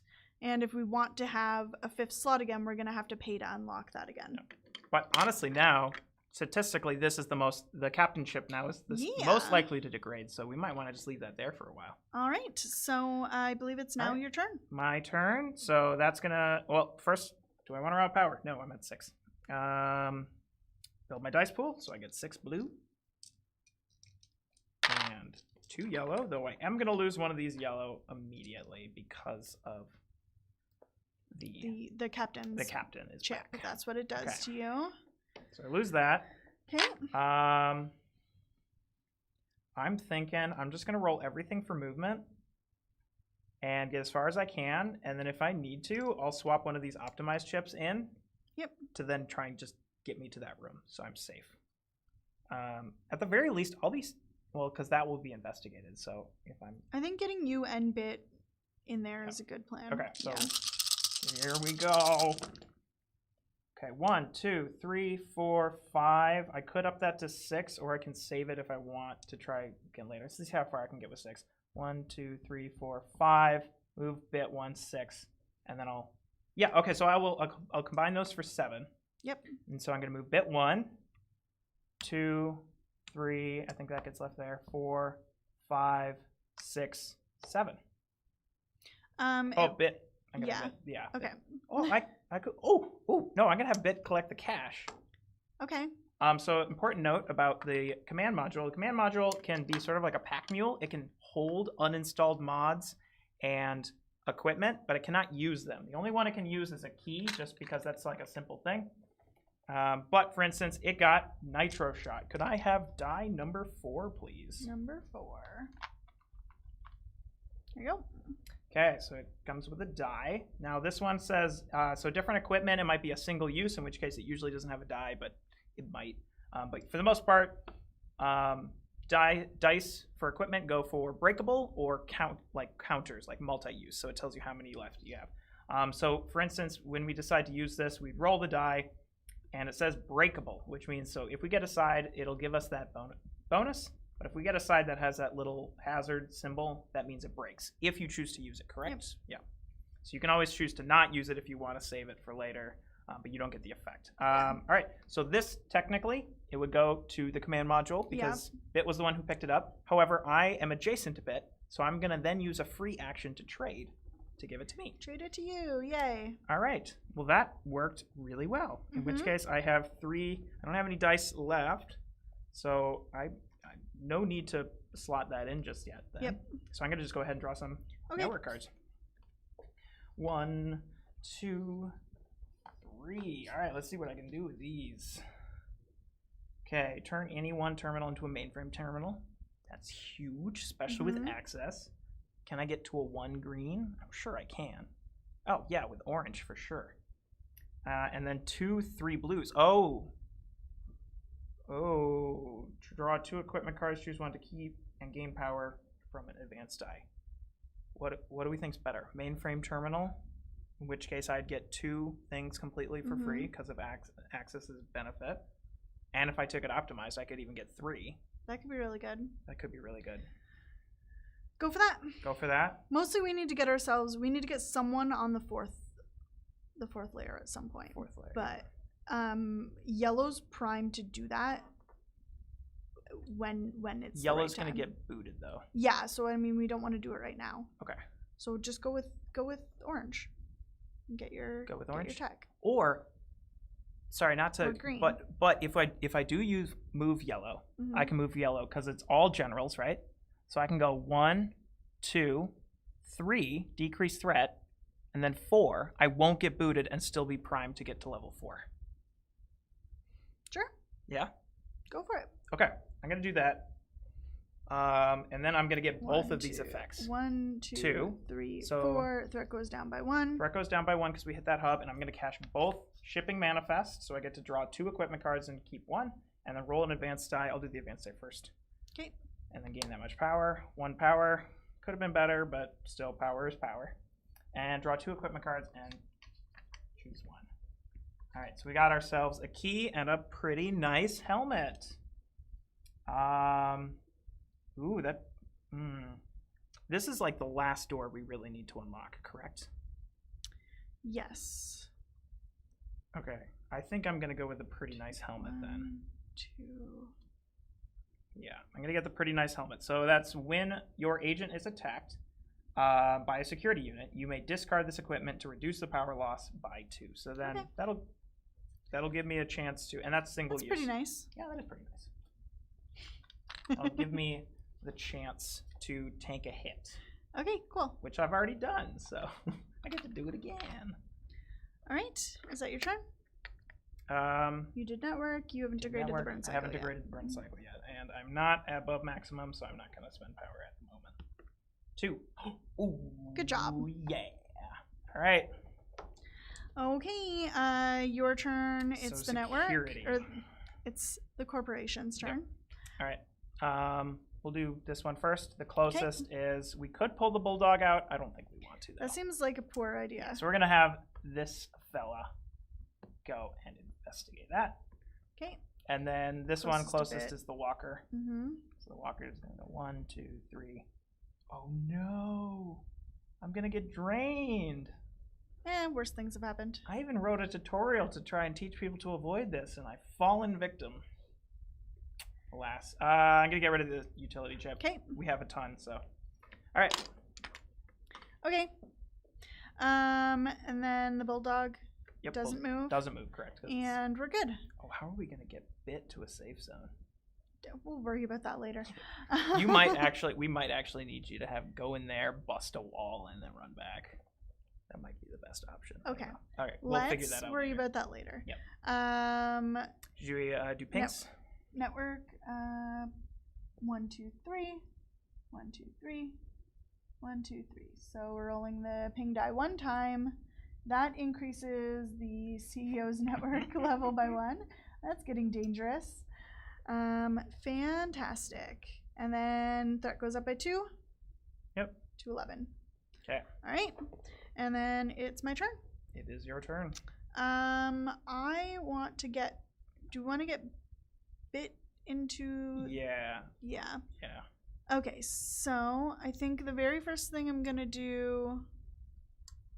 I think 3 actions is probably enough for me. Mm-hmm. So that first general, I'm going to use imitation For optimized movement. for an optimized movement. Sounds good. And go here.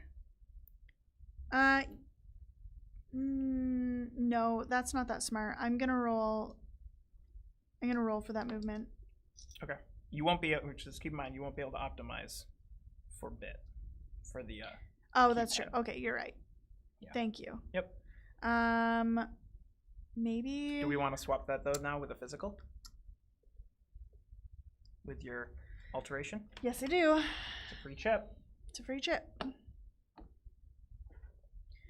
Okay. All right, so now this one, right? Yep. I'm considering putting a utility in there for the optimization. Okay. I think I'm going to do that. Yep. So optimize utility action to try and open this door. What do we got? Okay. So okay. I'm happy adding. Yeah, it's got a utility and add a ping. I can bypass the utility and then we will add a ping. Perfect. And that door is open. And because that wasn't during any kind of activation, it's not going to roll the ping die because it was just a completely separate interaction. So then I do have 1 action left, so I can... You can move out if need be. Yeah, it could be. This could be dangerous, but I'm doing it. Moving in, removing the surveillance to roll in there. Door locks behind. It could be much, much worse. That's fine. It could be much worse. Okay. 1 more action, and I have 1 billion dice left. You could take another keypad action if you want. Try and unlock it again, or at the very least see what it is, and maybe brute force it. Yeah, I don't mind that. Okay. Let's do that.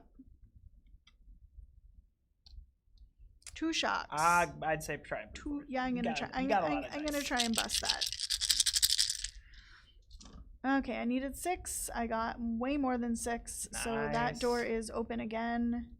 But we're going to leave Bit in the restroom because being in separate rooms is the whole goal here.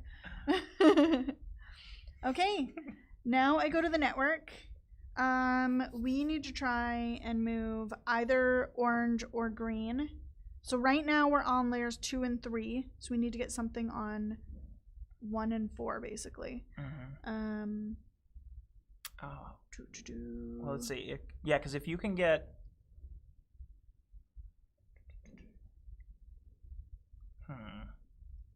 Physical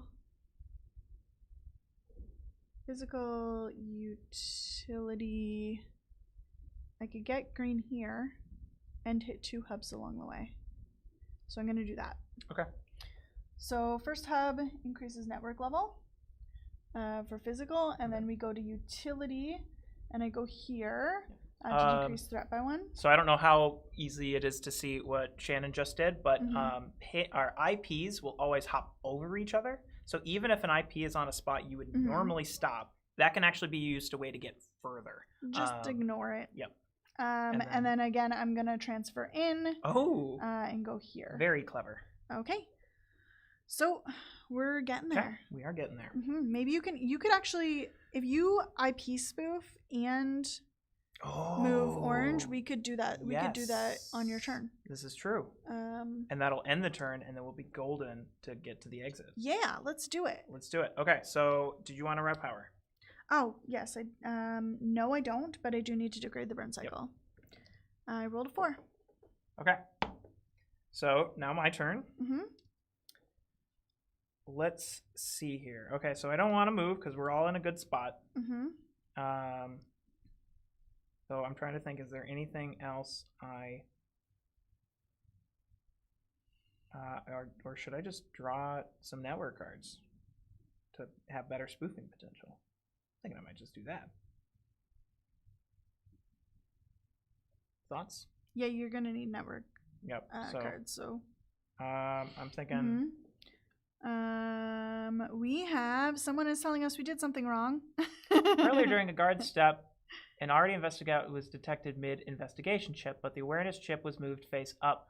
Oh, no, I shouldn't have flipped that over. That should have face remained down. Yeah, Just good call though. I think I sort of after I did it, I kind of noticed I did it, and I was hoping nobody would catch me, but you were way too sharp. Y'all are way observant. So good job. Sharp. So very well done. Yeah, no, good call though, and I'm glad you did actually, because now if anybody else caught it and was worried about that, yeah. So an awareness chip will only ever be investigated once per security activation, even if it bounces around. Yep. Okay. All right. So let's see. Do we want to put? There's no sense in me taking it. Well, okay. Here's what I'm gonna do. Okay. I am going to do this. I'm gonna just see what's in there. Okay. So go 7. So I need 7, and 1 more blue, or sorry, 1 more yellow. There's nothing else I need these dice for, so I might as well just roll them all for movement. Okay. Okay, that's more than enough that I need, so I'm just gonna go 1, 2, 3, and another nitro shot. Do I want 2 nitro shots? I might want 2 nitro shots instead of a nice helmet. Instead of a nice helmet, yeah. You can only hold 2 equipment / mods, so they're drawing a 3rd one. Needs to discard 1. So could I have another 3 die 3? Die 3. All right. And then I'm gonna move back to there. I'm not moving next to that. So since guards can always move through doorways, adjacency is always considered through doorways. However, that should be open. No, it locked. It locked behind Bit, but then I came and opened it, so that should be open. Correct. Not that it matters for the guard, but. But adjacency works differently through locked and unlocked. Like adjacency for bots, it requires it to be unlocked, because they can't go through. There's a good visual guide in the rules reference that has a nice, I say good, hopefully good, that shows a breakdown of how adjacency works. But the main thing is guard adjacency is always through doors. Yeah. And so that drain, it's sort of like this big area of effect, like big pulsating electromagnet thing. And so if I go next to it, access is going to get like a migraine, and then I'm going to drop my chip on the floor, and then it breaks. Not actually how the theming is working, but I like to believe it. Okay. All right. So I'm going to stay there. Okay. I don't really care about the rest of the dice because I'm just going to be drawing network cards, so I don't need to calculate all those. I know I got enough, so that's it. Then I'm going to put this one here, and then I'm going to use that to draw 2 network cards, and then 1 final network card. Okay. All right, so what am I trying to do here? I am trying to get someone to level 4. You want to get green or yellow to 4 with IP spoof, and then you want to get orange onto 1. Okay. But can I do both? I guess because we have access, because I can, okay, yeah, okay, so there's a little bit of a interesting interaction here. So because IP spoof normally says that because you're only, in most games, you only have 1 IP to worry about, and it's yours. And this one, every IP belongs to everybody. So what I can technically do is use one of these before I've declared which one I want to move. I don't necessarily think I have to do it in this way, but just in case there's any confusion, I'm going to do my IP spoof before I access the network as my free action, and then choose to move the other one. Okay. In which case I have to IP spoof either green or yellow, because I can't IP spoof orange because it's in its spot. And then if I'm moving orange onto 1, none of these are going to be accessible because they're all level 2s or 3s, so I don't need to worry about those. In which case, then I'll just go ahead. Do you have a preference, yellow or green? It doesn't matter. Okay. And I'm not going to do the core because that'll boot me. I don't want to do that. So just move green. Green. With that one. And then beautiful. Now I'm going to access the network. And then I'm going to activate orange. Okay. So orange goes to purple.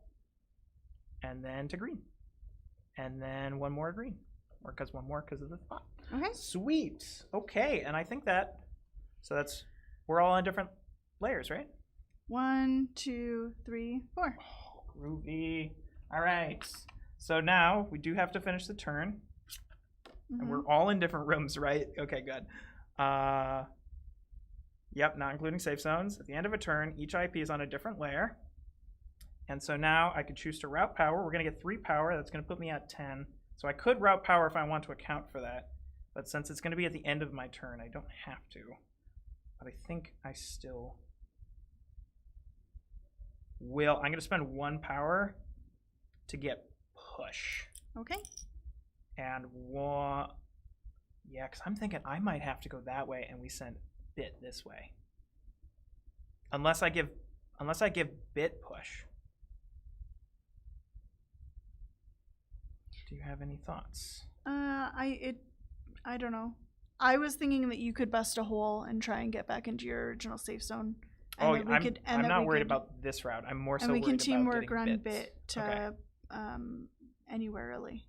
Okay. Yeah, I don't necessarily think I need to bust a wall because that walker's going to move. Okay. So I think I'm going to keep push. Okay. Yeah, we'll see what happens. Okay. Okay. And so now degrade the burn cycle. 4. You want me to give a physical chip in there at all? I mean, we're going to be trying to run bit as far as we can. So, yes. Okay. The one thing is that because the walker's going to move after this. So yeah, okay, I'll put it there. Yep. Okay, perfect. All right, so now the turn ends, and we get our power, which is 3 power. So both 3 of us power. I like it. Excellent. And now all we have to do, all we have to do is get to safe zones. And then also eliminate all the pigs. Oh, we have to do that too? Yep. So that's going to be the Okay, we can do that. We can do the hard. Yeah. Okay. All right. Corporation turn. So let's see.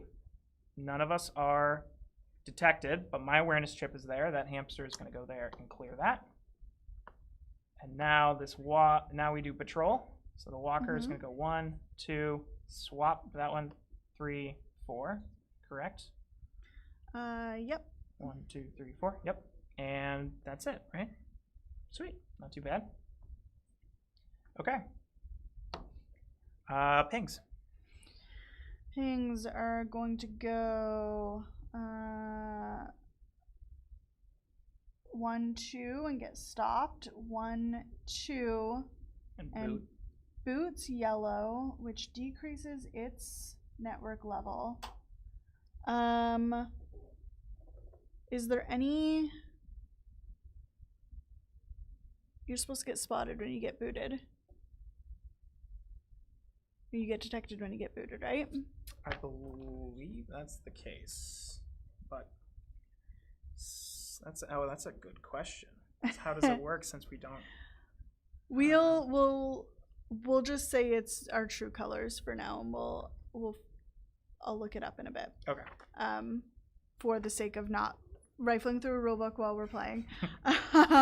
So yellow got booted. Neither of us are technically yellow, so no one's getting spotted. And then this one still has to move. And this one still has to move. And green's getting booted. Which is you. Which is me, so I am going to have to put my awareness down. That's okay. You can just hop back in that safe Yep. zone. Okay. All right, and then threat increase. Or did you roll the die? The ping die? I did not. They are on 1. Yep. Add a ping, Ah. and then threat increase. Okay. Okay. All right, now your turn. My turn. Okay. So I can easily get to a safe zone, but we need to figure out what Bit's path is. I'm wondering if I should do your suggestion, go in the stairwell and try and make a hole. Sounds good, because you don't need to be in different safe zones for this. Yeah. So 5, 6, 7, 8, 9. Okay, so first I have a physical, which is going to get me 2 of the 3 move I need. Mm-hmm. I'm going to roll 2 dice. Yeah, I'm going to roll 2 dice for movement. Okay, I got a blank and a 2. I assume So 1, 2, 3. 2, 3, and then the 4th I'll use for bit. Okay. So that's used. And then I need to try and strike a hole through the wall. I need to roll. It takes 10 to put a hole.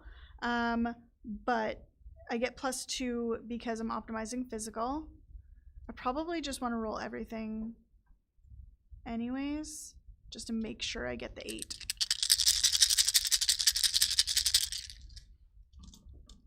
Okay, 2, 4, 6, 8.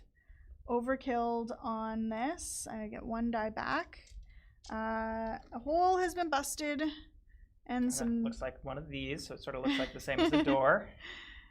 And some noise has been made. That's not good. What I'm thinking Mm-hmm. is because that getting investigated is going to be very bad. Mm-hmm. So I'm wondering Mm-hmm. if you might want to then Optimize optimize this action, move back. You will have to take a hit, but that might be worth it. That's fine. I do have 1, so if I can roll a 4, I can actually get into the other safe zone. Oh, that's if I can true. roll a 2 on this. Actually, even if you roll a 1, you could get to there. You'll still get spotted, but you won't get. Yep. You won't get. Okay, so last action, I'm going to use Imitation Matrix to say that it's physical, so I get to optimize. Mm-hmm. I rolled a 1, so I Perfect. get to move 3. So 1, 2, and then I assume 3. Yep. Okay. Nice. That clears. So now they are not going to investigate. Hold chips longer in play. Oh, yeah. Sorry. Okay. Just so to switch back, I don't know if people got a chance to see this. This is what one of the destroyed walls look like. Sort of looks like the same as a doorway with the 3 arrows. And you just sort of place it where the wall was busted. So I am still going to take a hit on this because it moves 3. So it's going to end up adjacent to me. But that's fine. It's end game. Sometimes you got to take some hits to win the game. That's how it works. That's the tagline. All right. All right. So we need to clear pings now. So let's see what we can do about that. We got them down to 3. So purple's our best bet. So I could do physical, and then boot that one. Let's do that. Physical, decrease threat, and then come in here and boot that. All right. Okay. And degrading the Burncycle. Actually, I need to spend power as well. Mhm. I will spend power. What is our first burn cycle slot cost?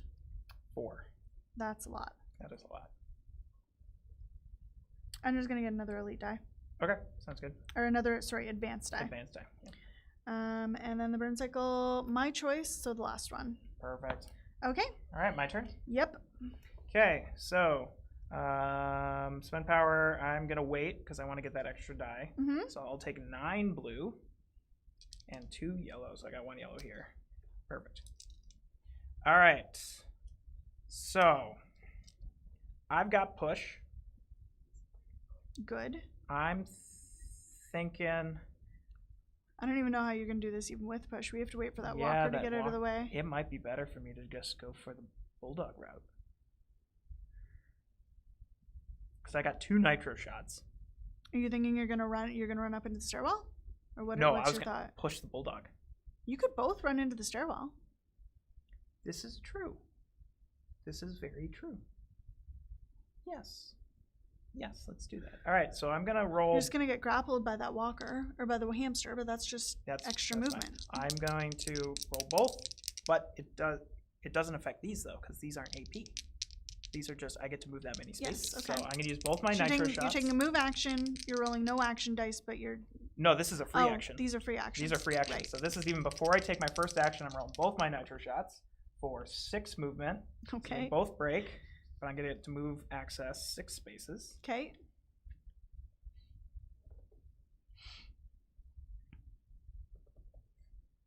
Huh? Okay. So On it's- the 3, could you move back into the original safe? On the 3. Oh, they're referring to this, I think. So you could have moved there to there and be safe. Oh, So yeah, the I question could've, is, yes. on the 3, and this is the 3 that processor had last turn, could have moved back into the safe zone and then would have been safe from getting hit. Yes, that is true. That is actually a good point. That being said, I think how things have developed, I'm kind of glad we went Yeah, this we'll leave it route. as is because we're now trying to get bit and access both Yep. into that safe zone. But yes, you are correct about Yeah. that. Good call. All right, 6. You guys are going to be really good at this game. Yeah. I can already tell. 1, 2. So I do get spotted. 2, which is Mhm. fine because I was going to get booted anyway. Yeah. So 1, 2, 3, 4, 5, 6. Now it does have that grapple, which normally it forces you to spend an extra AP to move away from it because it's like trying to pull you in. But because these, it's just a blank. I get to move number of spaces, so it's sort of very specific terminology. Yep. Not using action points, and those are 2 free actions. Glad I swapped that out. Now I get to actually take my actions. Let's do it. All the movement. Let's do all the movement. All the movement. All right, here we go. All right, 1, 2, 3, 4, 5, 6, 7, 8, 9, 10, 11, 12, 13, 14, 15, 16, 17. I think that's going to be good. Yeah, So- it might do. 1, 2, 3, Mm-hmm. 4, 5, 6, 7, 8, 9, 10, 11, 12, 13, 14, 15. Nice. And so I did that extra one to account for the grapple. Yep. All right. Groovy. Wow, that was really good. Okay. Now this, I'm thinking it's probably best to, let's see, what are the network levels at? 3, 3, 3. So, okay. You just got to deal with those pings. Just got to deal with those pings. Okay. I'm going to take a network card for that physical, Mm-hmm. and then I'm going to put one of these in. Okay. Do you mind if I just fill it all up? No, I don't care. Okay. Go And for it. then fill it all up.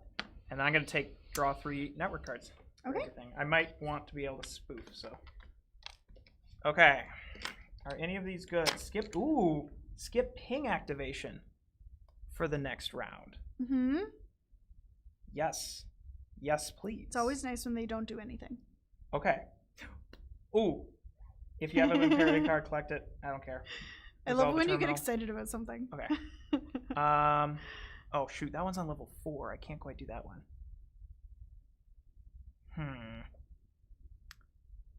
Dang, I wanted that one to be on level 3, not 4. I don't suppose there's any way I can get to... No, there's no way I can get to a green, is there?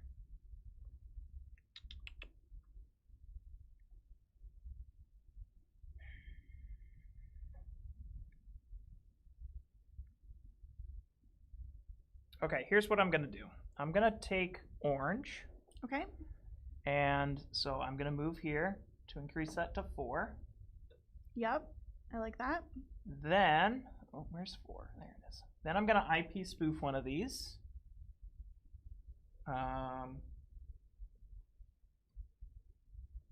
Let's see. Yeah, there's no way I can get to that one either. So I'm going to IP spoof to swap. Don't worry. I'm not going to leave it there. Then I'm going to use this physical to move down to boot that person. Okay. And so that goes back down to 3. Okay. And then... You're going to IP spoof again and then get you this back up? Yeah. And then I'm going to IP spoof again to bring that back up to 4. And then, so now I'm on this blue one. I'll go to there, and then I'll go to there to get that up to 5. And so orange will be our ping slayer. Awesome. Okay. We can do this. Gosh, I love IP spoof so much. All right. Spend power. I have to. Are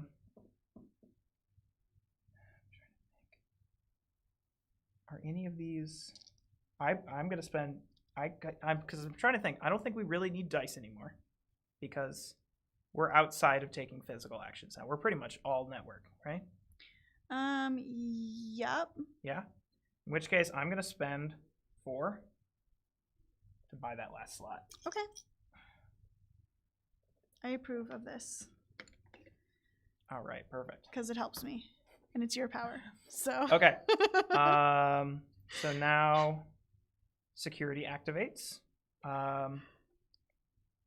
We can choose because you're not in the awareness range, so it is going to get you. But that's fine. So 1, 2, and then this one's going to go, and then these will be flipped. I'm just going to try and speed this up though. So 1, 2, 3.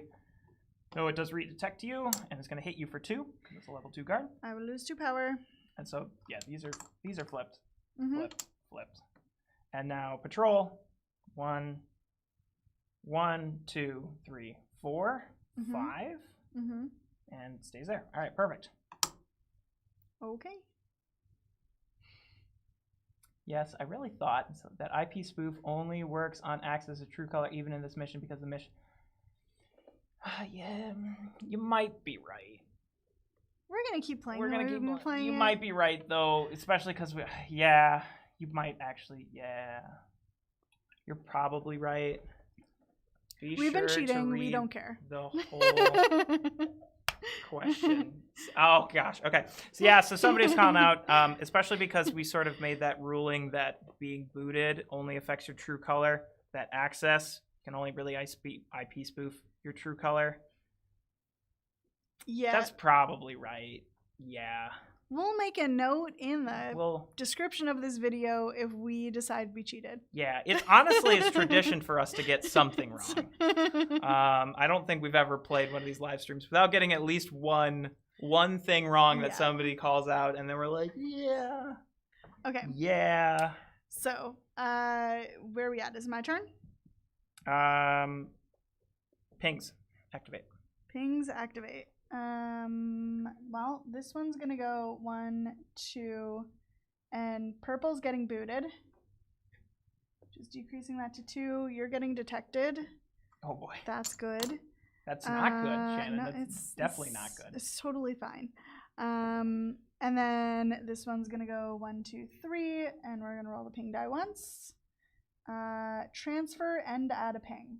That's great. All right. They're getting themselves closer to us. It's helpful. Right? That actually, that part it's is really helpful. It's really helpful. Okay, it's my turn. Yep. And I'm going to, let's see, I'm grappled. Is it worth me trying to get that mainframe terminal before I go into the safe zone? It I mean, I might don't be, really have anything actually. else to Yeah, do. I mean, you don't have anything else to spend that dice on. All so right, I'd say so go my for it. first action, I'm going to optimize. You don't want to optimize the terminal action? Oh, no, sorry. I am going to optimize this terminal. I forgot I have to move first. So my first action's movement. I would maybe roll one more. Remember, you're not going to need the dice for the... Oh, I'm grappled. You're right. grappled, so... Yeah. Okay, so I got 3. So it takes 2 movement for me to move onto that terminal. Okay. Now, with my second action, I am going to pretend that that is a text, that I can optimize a mainframe Sorry. terminal action. There you go. So optimized means that you get to take 2 actions. Mainframe means that you don't have to spend AP for the action. So I get 2 of these for free. So why don't you throw that there and read them to me? Add any action chip from the supply to your reserve. I like be that. Good. Draw a mod card. Mm-hmm. And place your awareness chip on either side of a door of your choice. That's not gonna matter because as soon as I move again, I'm gonna get I'm within Yeah. the awareness of a guard, so Yeah. moving it doesn't help. Correct. It's too bad that's not you. Yeah, I know. Well, if only. Okay, so I will take the mod. I might as well because I can sell it for power. Okay. Although I have something that's going to actually help us quite a bit. Wait, I did not build my dice pool properly. 1, 2, 3, 4, 5, 1. I don't have all of these. Expand to trash. At the end of your turn, if your agent's not detected, I can treat my spot as a hiding spot. I don't need this. I'm going to sell it for 2 power. Okay. And then the second thing, what was the thing at the top? Add any action chip from the supply to your reserve. Let's do that. We're gonna take a physical. Okay. Or do we want a tech so that we have a full for the network? I mean, I have a tech here already. Okay. Yeah, sure. All right. Okay. Okay. Now I need to use my third action for movement. Rolling the rest of these. Do you want me to? I just took an optimized tech action. Do you want me to change that physical into a tech? Yeah, sure. Let's do that. Okay. There. Okay. So now it's this one. All right. Now I'm rolling the rest of this. 1, 2, 3, 4. 4 is enough. So Yep, it's so 1 there, 2, and then 2, 3. 3 into the safe zone.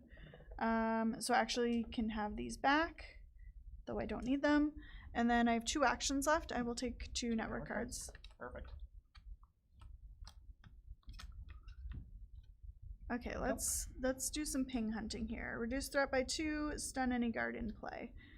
Ooh, stunning a guard help you? No. So what I'm actually planning on doing is when security activates, I can do my chip first. This one's the closest. Will turn around and attack me. Yeah. Sure, that's gonna happen anyway. But then nobody can come investigate yours, and this hamster will stop there. Okay, cool. So then I just need to tank hits. Okay. Okay, so ping hunting. I think I probably just want to go with orange. So you have So 1. Yep. And then tech gets me to here to boot this one. So I go down. And you also reduce threat. And threat goes down. And then we have Physical. And then we have utility.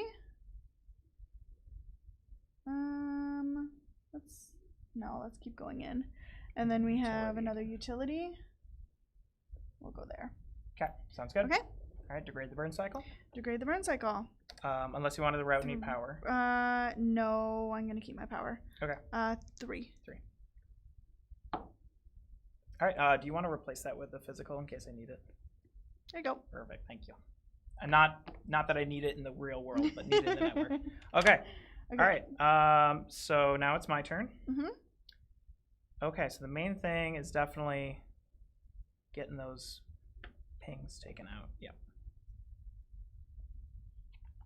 Yes. Okay. Do some ping hunting. Ping hunting. In which case, we're probably gonna want orange because orange. Orange, green, and purple are all okay to boot a ping right now. Okay. I don't know if I can get to. I can't get to both, but maybe I can get to that one with purple. Mm-hmm. and then take that one out. Okay. A new ping will spawn at the start of the next round, Mhm. regardless of what the die rolls, but we should be hopefully good. Okay, so I'm going to just draw 3 network cards. I'm not even going to worry about what the... Well, I could draw more if I just discard. But then I have to discard... Yeah, I'm just going to draw 3. Because that you have a hand limit of 3, but if you draw more, you can discard. So I could keep drawing more to, like, fully get everything. But I'm not worried. Yeah, let's I'm mostly going to use these for spoofing. go so. for expediency. And all of these I want to spoof for. So, okay. All right. I'm going to start playing correct, though, and just do spoofing on purple. But, all right. So, first thing, I'll move 1 out. Mm-hmm. And then I'll move 1 more for green. Mm-hmm. And then physical, if you could move me inward and then to that ping, and I'll boot it. Boot. Okay. Okay. And then, so is that physical, right? Mm-hmm. You can get some power if you move in. I could get power. Or, and I might actually do that as well. Or you could IP spoof. Oh, and yeah. get the core. And I think I could kill it. Wait, hold on. I'm going to IP spoof. Okay. To do that. And then I hit the core, which means I increase this to 3, decrease threat, and gain a power. Mm-hmm. And now I have these 2 left, right? Wait, IP spoof's free. Yeah. So move to there. Yep. Move to there, and I boot it. Yes. And we are all occupying safe zones. And we booted all of the pings. We did it. We win. We did it. Yes. And I did IP spoof correctly. That last time. We're But not for the first 3 quarters of the game. But that's okay. I would have just adapted. I'm sure I could have done it. All right. So that is Burncycle.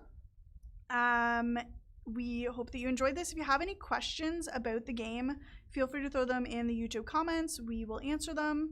Or you can jump into our Discord, and we answer lots of rules questions there as well. This game will be landing in the next couple months, and we're really looking forward to everyone getting their hands on it. Mm-hmm. Yeah. I also want to point out, too, like, as if anybody has been watching some of our playthrough videos, I know some of the older ones are quite a bit outdated, but I know the one that you did with Gilly way back or so, and then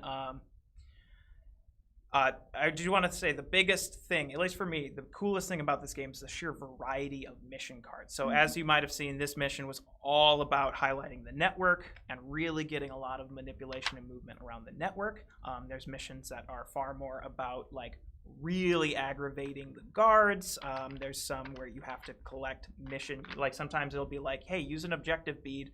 This is now something important, some kind of either a MacGuffin or some kind of new mechanic that it introduces. There's some that even really use like creative uses of the action chips. Sometimes you might be even like putting the action chips under you to mark things. Like there's a lot of different variety in these mission cards, both in the base game with the 3 corporations and then the bio-defend one as well. Yeah. So we look forward to everyone getting it, and we're going to let you go. So thanks for tuning in.